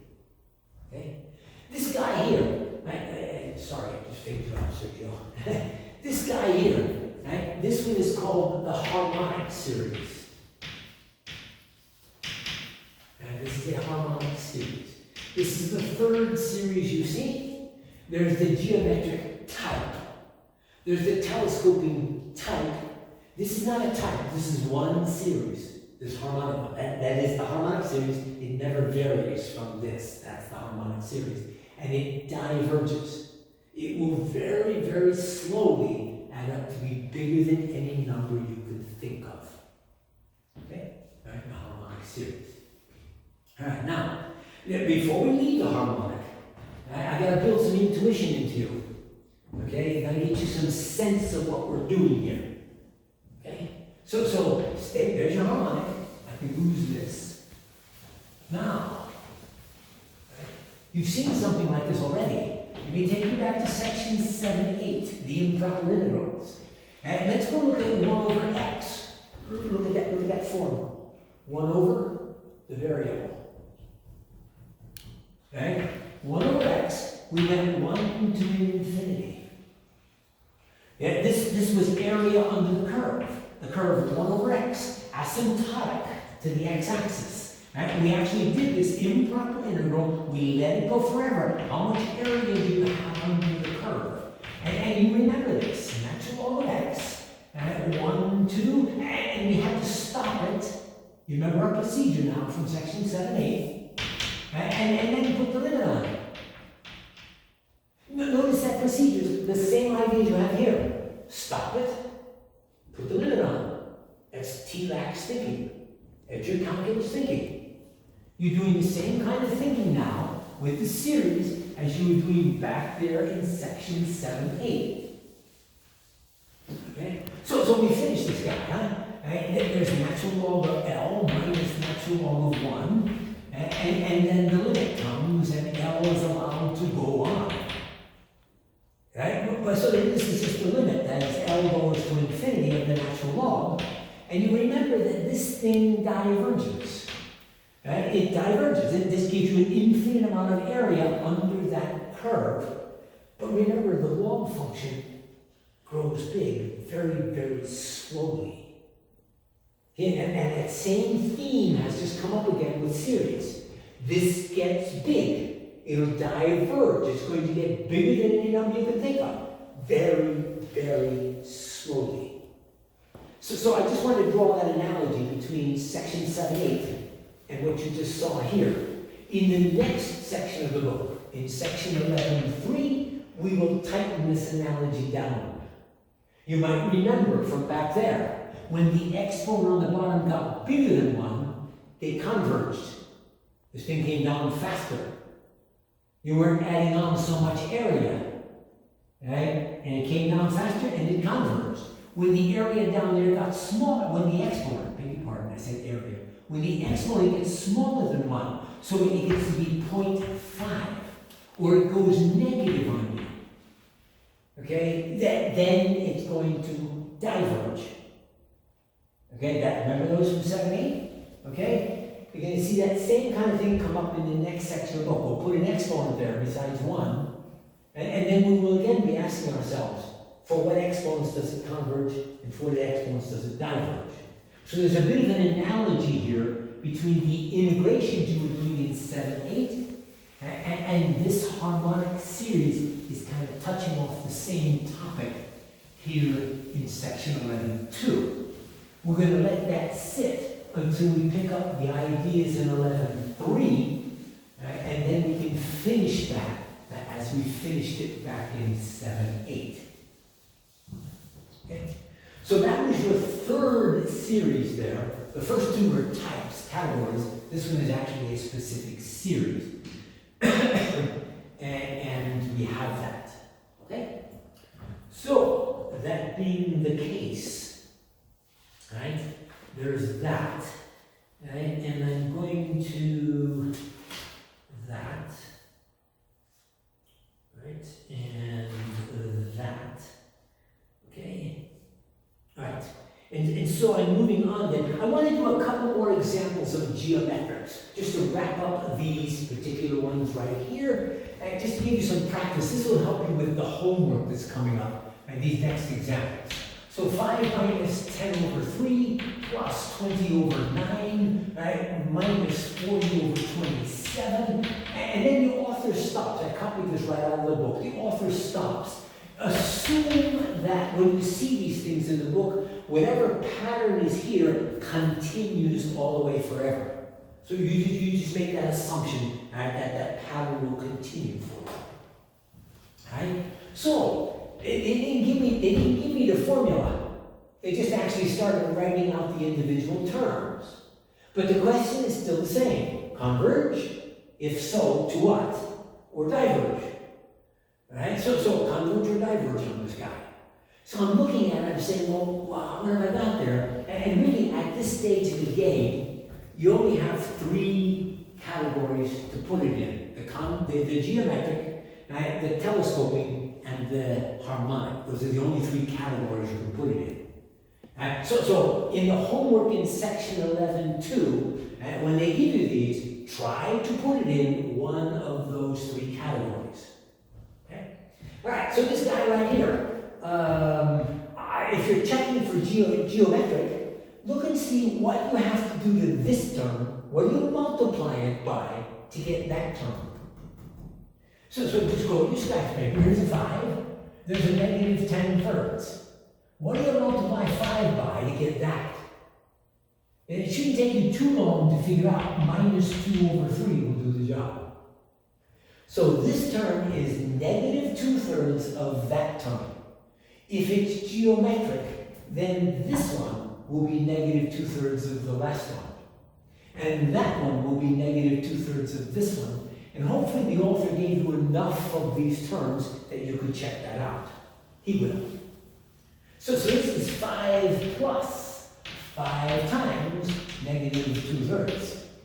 Plus, and then this last one, 5, and then negative 2/3 squared. Try it. This is 4/9. Multiplied by 5, yeah. Okay, and then the next one here, that's going to be plus 5, and then the last one, negative 2/3, right, times another one. Negative 2/3 squared times another one. And try it. Negative 8 over 27, yes. And now you've discovered the pattern. Just assume it continues. It'd be better if they gave you 15 or 20 of them, but they're not going to write out that many in the book. And now I can see the geometric format. Right? So I have my rule for geometrics. Right? The rule for geometrics being, right, if the R values are less than 1, right, it converges, and you may use this formula to figure out what it converges to. So you check your R value. Your R value is negative 2/3. Okay? R value is negative 2/3, right? And that is in size less than 1. Right? The absolute value of it is less than 1. So okay, this thing converges, now I know. And to what does it converge? Those numbers up there will add up to be exactly, not approximately, exactly. Right? They will add up to be 5 all over, 1 minus, and then your R value, negative 2/3. So this is 5 divided by, this is 1 plus 2/3, that's 5/3. Right? And then invert and multiply, this entire series will add up to be a positive 3. Exactly. So the next time somebody says to you, how many brothers and sisters do you have? You can say, I have this many siblings. I have 3 siblings. Careful, if you do that in public, people are going to think you have coronavirus or something. They're going to walk away from it. Right? So be careful of that in public. But that is 3 right there. Add forever, and it will become 3. You cannot physically do that. And I keep on emphasizing that. Right? But that number, if you can conceive of adding forever, adds up to be exactly, not close, exactly to 3. Okay? So there's an example that I wanted to do with you. It's in the geometric. Of the 3 you have so far, the geometrics are the most interesting ones. Right? So I think all of these examples here are geometrics. 1 to infinity right here. Here's 2 to the 2n, 3 to the 1 minus n. Whoa! What a strange looking thing. Let's see it. It scares me. Write it out a little bit. Put a 1 in there. 2 times 1. Okay? Times 3 to the 1 minus 1. Plus, put in a 2. 2 to the 4. Times 3 to the 1 minus 2. Plus, put in a 3. Right? 2 to the 6. And then 3 to the minus 2. And then after a while, right out, you start seeing that pattern. The 2 exponent is going up by 2 all the time. The 3 exponent is going down by 1 all the time. And after you see the pattern, you don't even have to look back at the original anymore. You can just see where it's going. It's becoming this thing right here. So 2 to the 10, right? 3 to the negative 4. And then just, so, what kind of a creature is this? You only got 3 categories so far. Okay, geometric, telescoping, and harmonic. It is not telescoping or harmonic. Right? Maybe it's a geometric. So, what would you multiply this one by to get that one? I need 2 more 2's. And you see, I'm going to take away a 3, so that's a 1/3. 3 to the negative 1. And if you multiply this one by this, do you get that one? Yes, you do. And if you multiply this one by that, do you get that one? Yeah. And now you see the geometric form. Here's your R value right there. Your R value is 4/3. There's your R value. And they got it hidden inside exponents and everything, but it's just 4/3. That's all it is. Okay? Once you realize that, you don't even have to bother go finding your A. You have an R value bigger than 1. It's geometric. Once you see that, and you realize that your R value is bigger than 1, it diverges over. That thing diverges, it does not have to add up to anything that makes any sense. It is not a finite number. And that's what I mean by make any sense, Tom. I'm saying it does not add up to being a finite number. So this series does not add up to a finite number, it diverges. Okay? Get it, write it out, see if you can see the pattern. That's all there is to it. Okay? So there's that one right there. And let me pick up my next example of this thing. Okay, that's right there. Okay. All right, so next example. Need more room for this guy. Better start it here.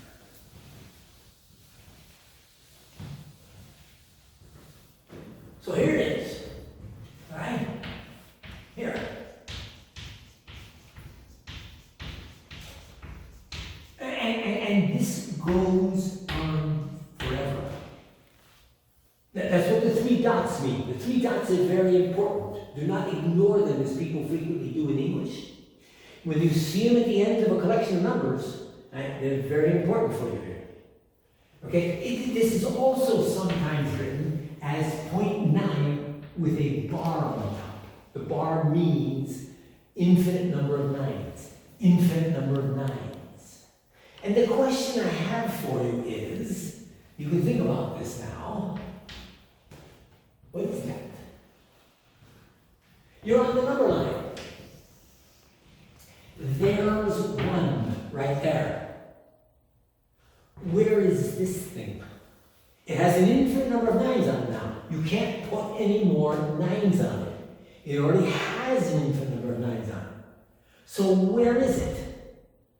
If it is a number, where is it on the number line? What are your choices? Your choices are, it's left of 1. It is right of 1. Or it is exactly at 1. There's 3 choices. Left, right, exactly. Let's see if there's anybody in the room who thinks it's bigger than 1. do any of you out there, you can make up your own mind, and you're at home by yourself, you can say it to yourself. And do you think it's to the right of 1? And my guess is almost everyone in the room says, no, it starts out with 0.9. It's not to the right of 1. Do you think it's to the left of 1? You can make up your own mind, yes. Is it to the left of 1? Right? That is, by the way, the most common thought people have. If you think it is to the left of 1, but it's not 1, then there's an infinite number of points between it and 1. If you think it is to the left of 1, name me a point between it and 1. How are you going to name a point? The most common thing someone would say to me is, well, I'll add on more 9s. You can't. There's already an infinite number of 9s out there. You couldn't stick another 9 out there if you wanted to. And it's not a matter of your arm not being long enough. There's already an infinite number. You can't stick any more 9s on there to make this move to the right, to make it bigger. You can't do that. Okay? Now, you're not liking this too much. Your brain is bothered by this. Because it's saying to you, if it's not to the right of 1, and it's not to the left of 1, there's only one choice left. If that's a number, it's exactly, not approximately, 1. And this is bothering you. Now you surely feel as though the math people have damaged your mind incredibly, or they're about to permanently disable any common sense you might have. So, take this guy right here, infinite number of 9s.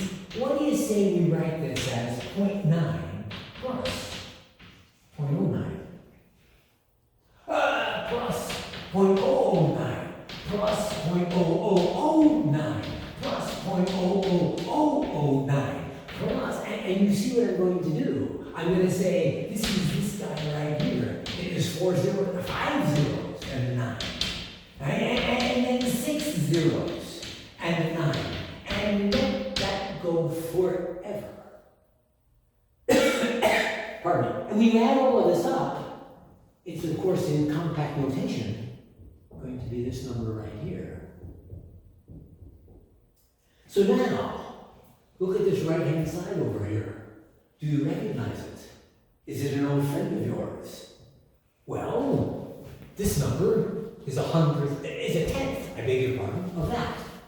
And this one is a 10th of that. And this one is a 10th of that. And this one is a 10th of that. This is geometric. My A value is 0.9.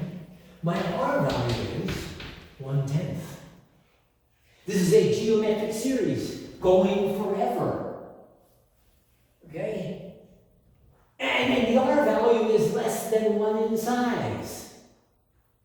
So from the case on the sideboard, geometric series over there, my R value is less than 1 in size. This thing converges. To what? I have a formula. A divided by 1 minus 0.1. This whole thing adds up to that. And this is, you can do the arithmetic. 0.9 divided by 0.9. 1. Okay? This number is exactly, not approximately, it is exactly 1. Okay, that thing is exactly 1. Right? And there it's a geometric series. That's how you can see that it is exactly 1. Right? And the geometric series adds up to be 1. Okay, so that being the case, I think I have finished enough examples of those series over there. Really, the examples were almost all on the geometric. We only did that one telescoping one. And we will move on then. We're still in section 11.2, right? We're still there, and we are moving forward. Right? So, we're going to make a couple of assumptions here. These are worked on a bit in 11.1, which we skipped. So I'm just going to give them to you. Right? If you have a series, and there is a constant, right, times the series members, every series term has a constant multiplier out in front of it. I'll just start mine at 0 to infinity, like I always do. I don't really care where you start. So what I'm talking about here is 3, and then times, and then say a 1/2, and then 3 times a 1/2 squared, and then 3 times a 1/2 cube. You can see the geometric coming. 3 times a 1/2 to the 4th. Right? You could common monomial. Common monomial means 3's out of the entire thing. I'm going to common monomial that C right out of there, and then go ahead and just deal with the rest of the series, right, without having to fight the constant on every term. So you can common monomial a factor out of an entire infinitely long series. We're going to assume that that's okay. We're also going to assume, and these are not proven, but they are worked on a bit in 11.1.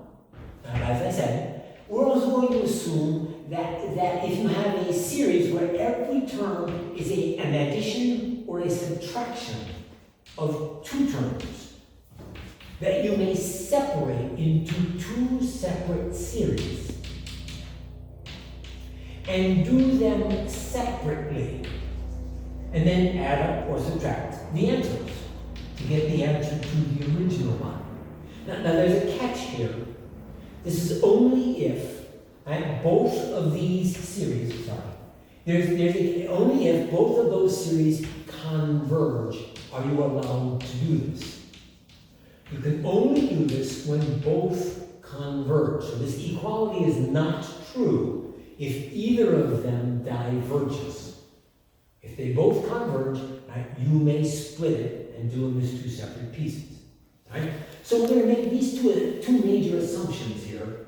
Right? They're in the book in section 11.2. Right? These 2 major assumptions. And they rely on other work and actually work in more advanced math classes than this one that we have here, Math 5B. Okay? So you have those. Before I leave them, let me remind you that they should remind you of the limit work that you had back in Math 5A. The derivative of a constant times a function. So you see that? Got constant times function. You can pull the constant out and then just do the derivative of the function. Same with an integral.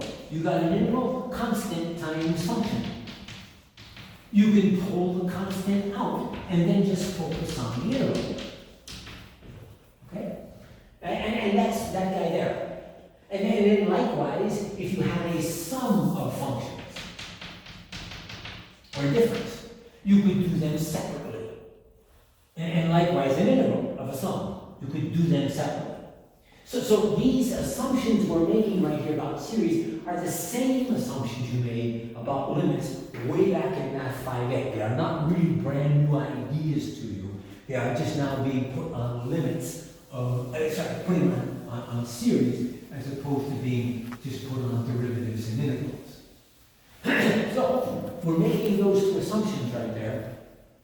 And now we're going to go to our very first test for convergence or divergence. This is going to be the theme in sections 11, 2, 3, 4, 5, and 6. This is going to be the theme here. Right? In each of these sections, we're going to give you a series, a type of series sometimes, and we're going to say, does it converge or diverge? And we have a test for it. Right? There'll be individual tests coming up. And we are getting toward the end of 11.2, and this is the first of the tests. This is going to be a test for divergence. It'll take a little while to get it. Hang on, we'll get there. So you have a series. A series walks in the door. Okay? Math jokes start out like that. A series walks in the door. You know, kind of like, you know, you're in, two guys in a bar or something. Anyway, so, there. Okay? A series walks in the door. I want to know, converge or diverge? I'm not necessarily interested in what it might add up to, just does it add up to a finite number or not? Okay? Okay? So, we'd like to develop some way of testing for this. Any series. Some way of testing. And in particular, this is going to test to see whether it diverges, not converges. Okay? So, that being the case, we go back to the basic idea right here.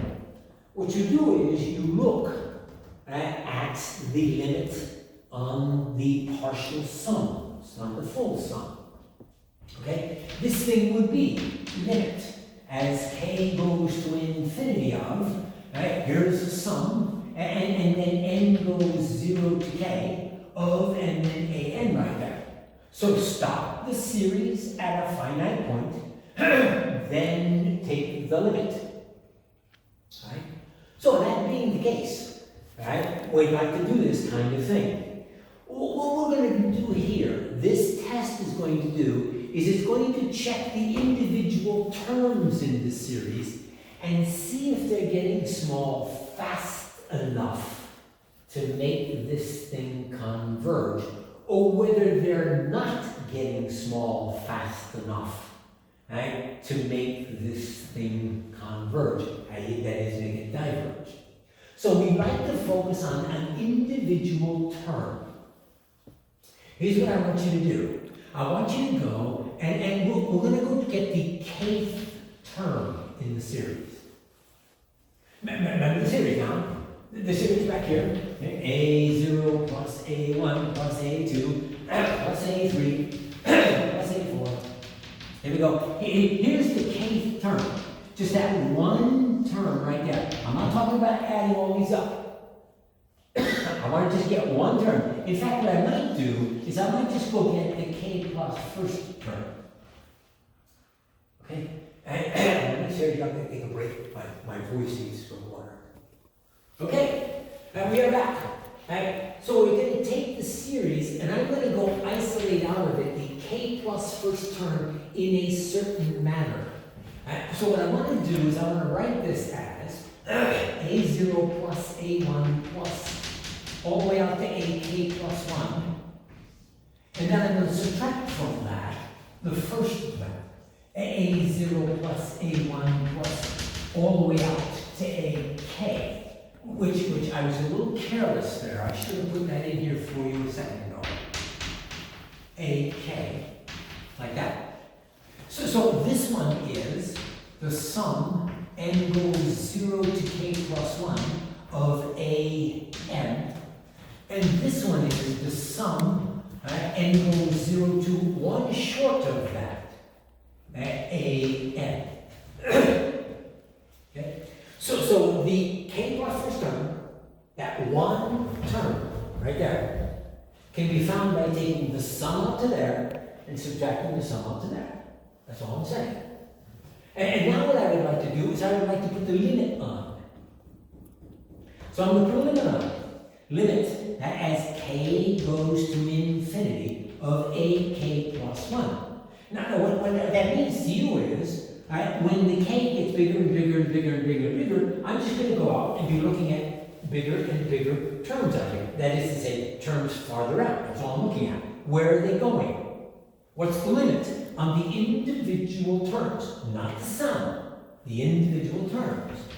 And that limit is the limit then on the right side as well.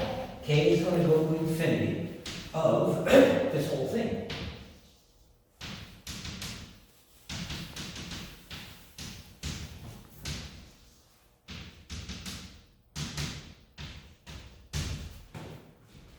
Okay, now I've got the limit of the subtraction. Right? From over here. Right? I've got that summation, that limit thing, ready to run on the subtraction. Right? As That's the assumption that we just made a few moments ago in class. Okay?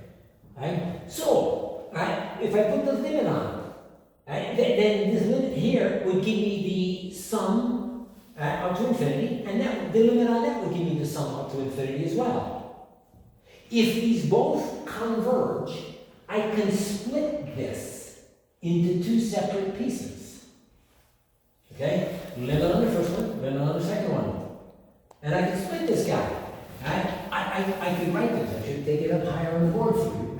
I could write this thing as limit, right, of n goes 0 to infinity at an, right, for the first one, and then plus it's same sum on the second one. But I got a subtraction in there. Okay? Right? If these guys exist, right, I could then turn them back into this. If those two limits exist, this property over here tells me I can turn it back into that one, because these are equal. These two separate guys right here can be written like that as one. They could be written in this form here. You might be a little bit bothered by the fact that the number on the top, right, the limiting value, is different in the two. But when this limit goes to work, this top is just going to run to infinity, as is that top. And they're both going to be that guy right there. So if the series converges, the original series you were given converges, then this subtraction here, which is the subtraction of that same series with itself, can be traded in for this subtraction over here. Okay? By that principle over there. Okay? We could trade it in for, by the principle over there. I'm kind of repeating myself here now. an minus an. See, and then I would put the limit out in front like this, and I would run both of these to k and k plus 1, and I would have that guy right there. So if the series converges, right, then this is the value of the k plus 1 term. Okay? It's right here. And what do you get? What do you get when you do subtract them? You get the sum n goes 0 to infinity of 0. You get 0. If the limit converges, then the individual terms, that was the k plus 1 term, the limit of the a k plus 1 term as k goes to infinity is 0. So here's your conclusion then. In English, if the series converges,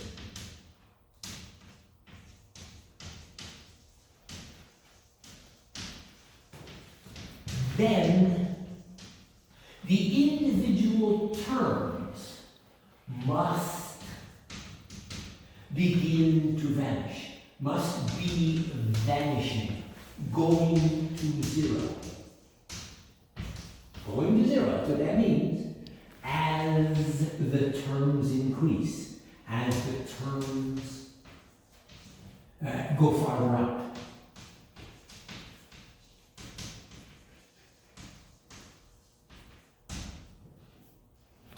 We're going to say this guy. And we'll put it over here. The only room I have is way down over here on the board. So limit.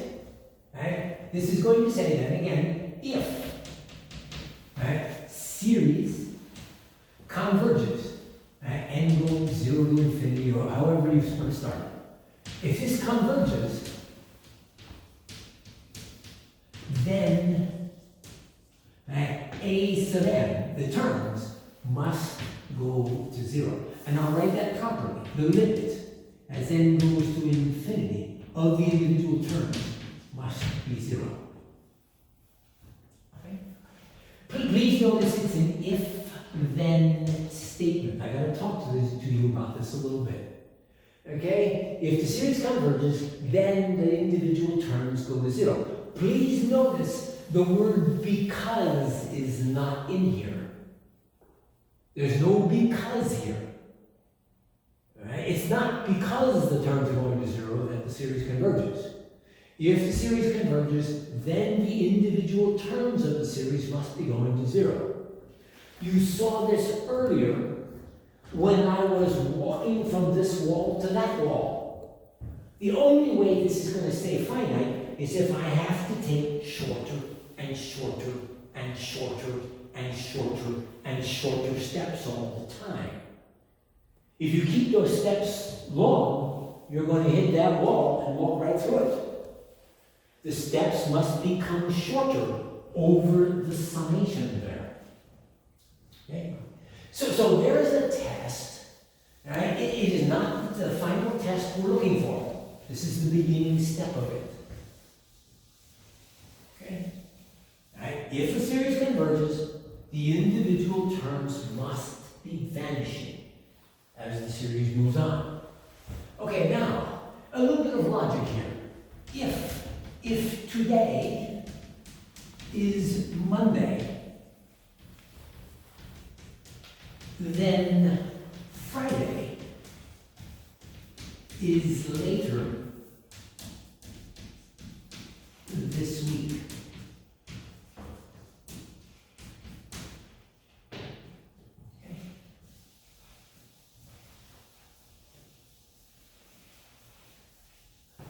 Okay? True or false? Well, you're saying, well, yeah, I know my calendar. If today is Monday, Friday hasn't happened yet. Friday is still coming. That's all I'm saying here. If today is Monday, then Friday is later this week. Okay? Now, suppose someone says to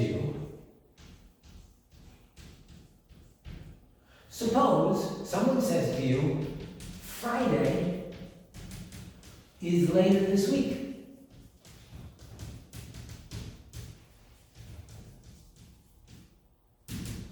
That is to say, this, the part after the then, is happening. Can you then conclude that today is Monday? You see, all of you would say no.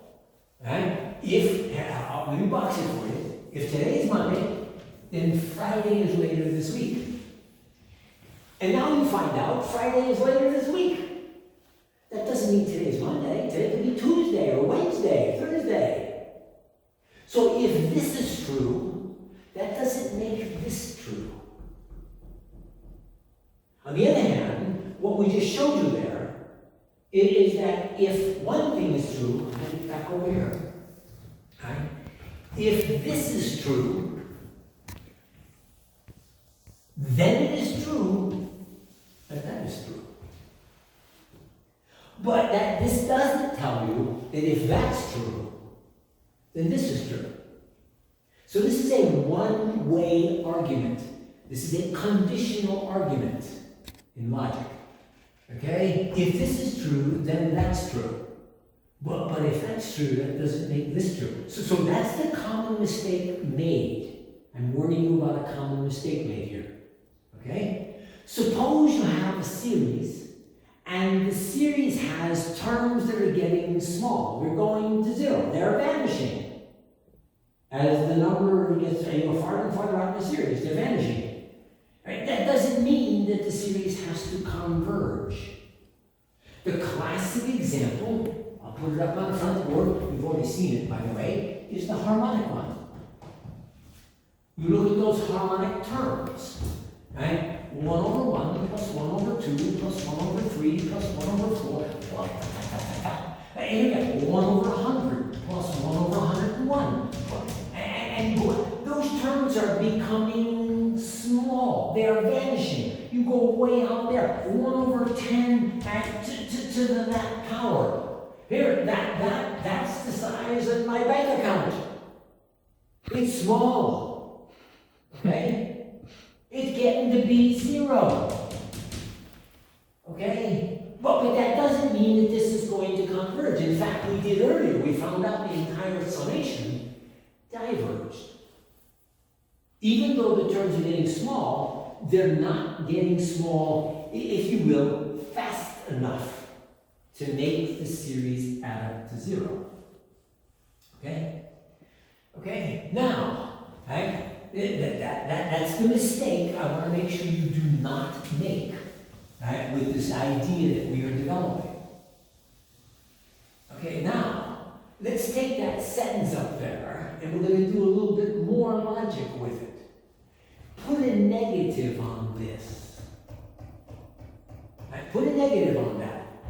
Friday is not later this week. Now, just for a second. Think about that. Friday is not later this week. Well, Friday has already happened. Or it's happening today. Okay? Right? Then what could you conclude about whether or not today is Monday? Friday is not later this week. If that's the case, somebody comes in the door and said, Friday's already happened or it's happening today. What could you say about Monday? Then today is, not Monday. Okay? If you not this, then it will imply not that. Okay? If today is Monday, then Friday is later this week. Yes. Okay? But if Friday is not later this week, that means today's either Friday or Saturday. Alright? That's the only choices left. Friday's not coming. It's already here this week. Okay? Then today can't be Monday. Okay?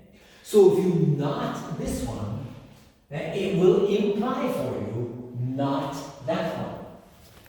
But by the way, if you like this kind of stuff, this is called the contrapositive statement of that one up there. So come on over here, we're going to do a contrapositive. Okay? Right? This is going to be the one we want.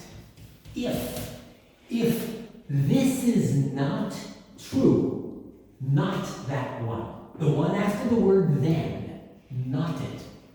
If the limit, as n goes to infinity, of the individual term is not 0, then you're not this one. Which means that the series, n goes 0 to infinity, diverges. Remember, there's only two choices. It's converge or diverge. There's only two choices over here. Converge or diverge. And if you not converge, it's diverge. Okay? This is the test that we have developed. That one, that statement up there was just to get us this one. This is the test. It is a test for divergence. A series walks in the door, and I want to check and see whether it converges or diverges. In particular, I'm checking for divergence. Okay? What you do is you go check the individual terms. If they're not going to 0, then it diverges. Now, if they are going to 0, I didn't learn anything. Because just because the terms are going to 0, that doesn't mean it converges or diverges. Okay? Now, sorry, if the terms are not yet, sorry, I said that backwards. Sorry, I'm getting tired. Okay? If the terms are not going to 0, it diverges. If the terms are going to 0, then I didn't learn anything about it. I can't conclude that anything is convergent. Okay? All right, I forgot how I said that. Maybe I said that correctly. I'm not sure. All right. getting there, stumbling along. Let's put this test that we just developed to use. Right? Put this thing to use. Right, here we are. And get an example for them. We are right here, picking it up with, wait. Right here. Right, here's your series. Sum, n goes 1 to infinity, n squared all over, 5n squared plus 4. Okay? I would like to know whether or not this series diverges. I'd like to know whether it converges too, but this test you're developing is only for divergence. Okay? So let me write this out for you. 1. So it's 1 all over, 5 plus 4, 9. Put in a 2, it is 4 all over, and then 24. Put in a 3, it is 9 all over, right? 49. And put in a 4, 16 all over, 84. Right? Plot, and it's rolling along. Converge, diverge. Okay? That's the question. And I'm looking at this thing, and it doesn't fall into my geometric or telescoping or harmonic categories. So I'm trying to figure out what to do with it. One of the things you do, one of your strategies, is going to be one of the most important things you always try to do is see if the individual terms are going to 0. If they're not, it's a diverger. If they are, I don't know what's happening. It could be a converge, it could be a diverger. I don't know. But check the individual terms. So what we'll do is we'll say, what do they like when you go way out there? Pick one term way out there. Pick the kth term way out there. You're thinking k is big. 5k squared plus 4. And now, limit. Limit as k goes to infinity. Here, I'm asking what the individual, not of the series, but of the individual terms. What are they doing? That's what a typical term looks like. Let k go to infinity. You could call up L'Hopital. He's 24/7. Get his number. Make sure it's in speed dial. Okay? Or you could do algebra. That asymptotic algebra. The old 1 over k squared gig. Any of the techniques you got for settling this kind of thing. You did a lot of these in Math 5A. Maybe you did some in your pre-calculus class too. Here, I'll use the asymptotic algebra one. That's how I refer to this. And this is the limit. As k goes to infinity of, multiply, 1 on the top, multiply through, 5 plus, and then 4 all over k squared.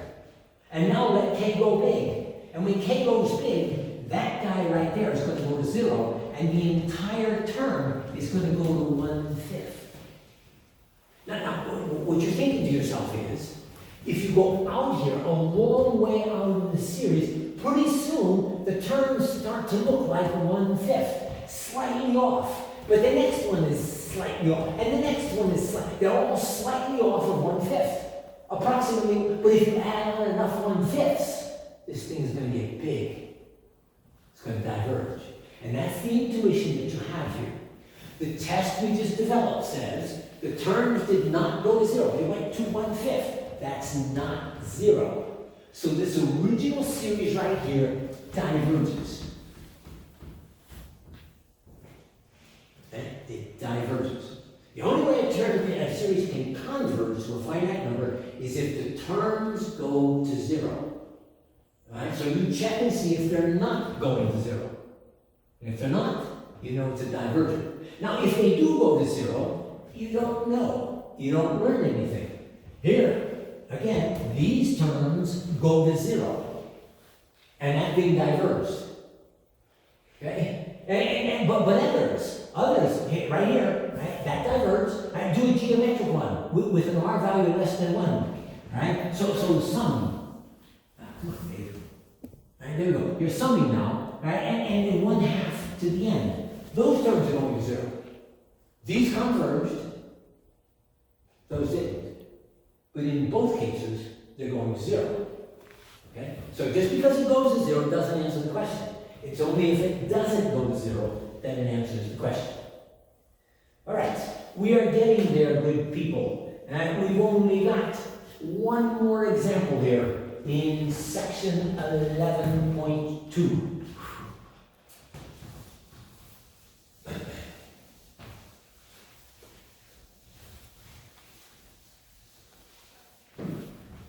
So, here it is right here. Right? You have a sum.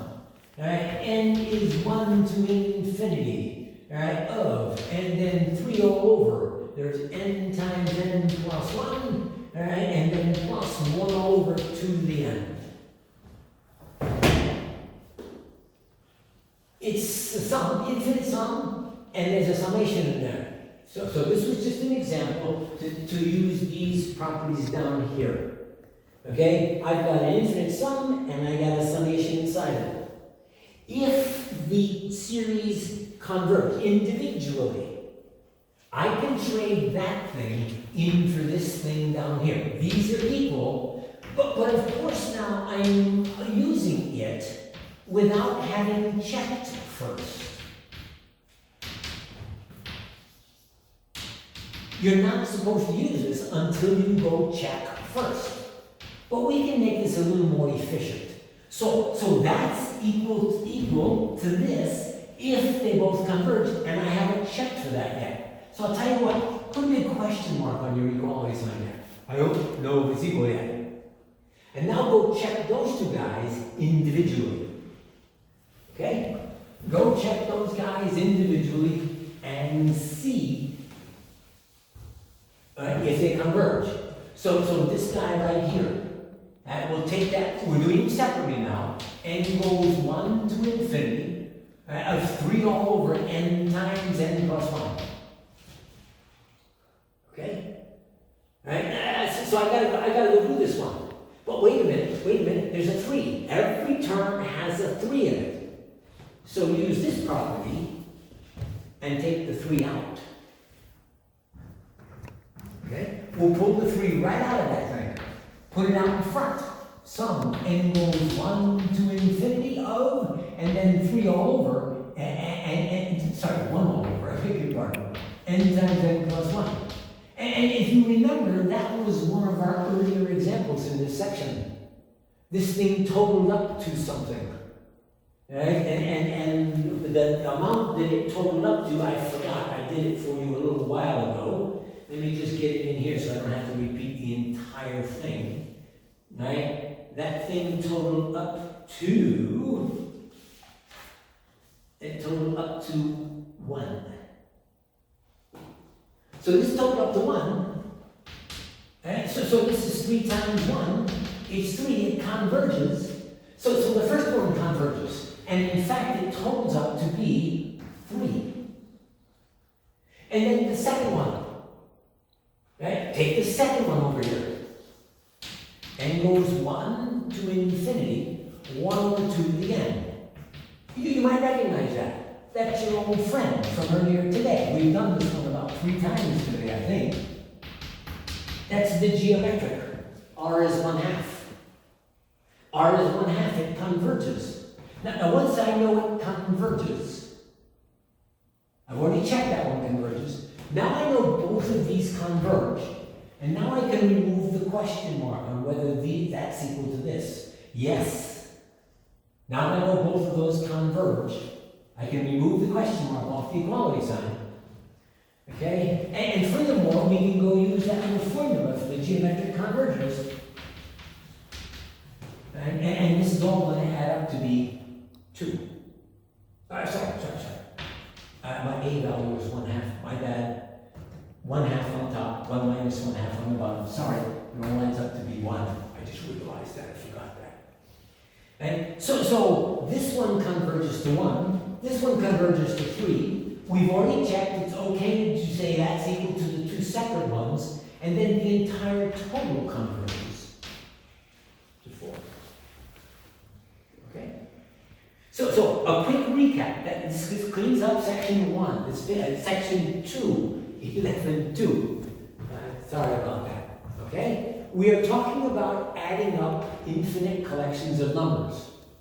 If it's finite, we say it converges. If it's infinite or doesn't stay finite, that's what I should be saying here. If it doesn't stay finite, okay, then we say it diverges. And generally, diverging means one of these two things is happening for you here. Okay? We went and developed a general strategy for attacking these infinite summations. There's your general strategy. The full summation is done by stopping it. You're thinking like a calculus student, TLACs. Okay? And then after you finish the finite sum, put the limit on it. Okay? All right? And so there's your general strategy we've attacked things for. Okay? We went back over here and looked then at some specific types of series. The geometric, the telescoping, and the harmonic. They were just special ones. Then we developed a general test for divergence. If the terms do not become zero, the individual terms do not become zero, then the series must diverge. Okay, and we did examples of all of these ideas. All right, that's the end of 11.2. Happy homework.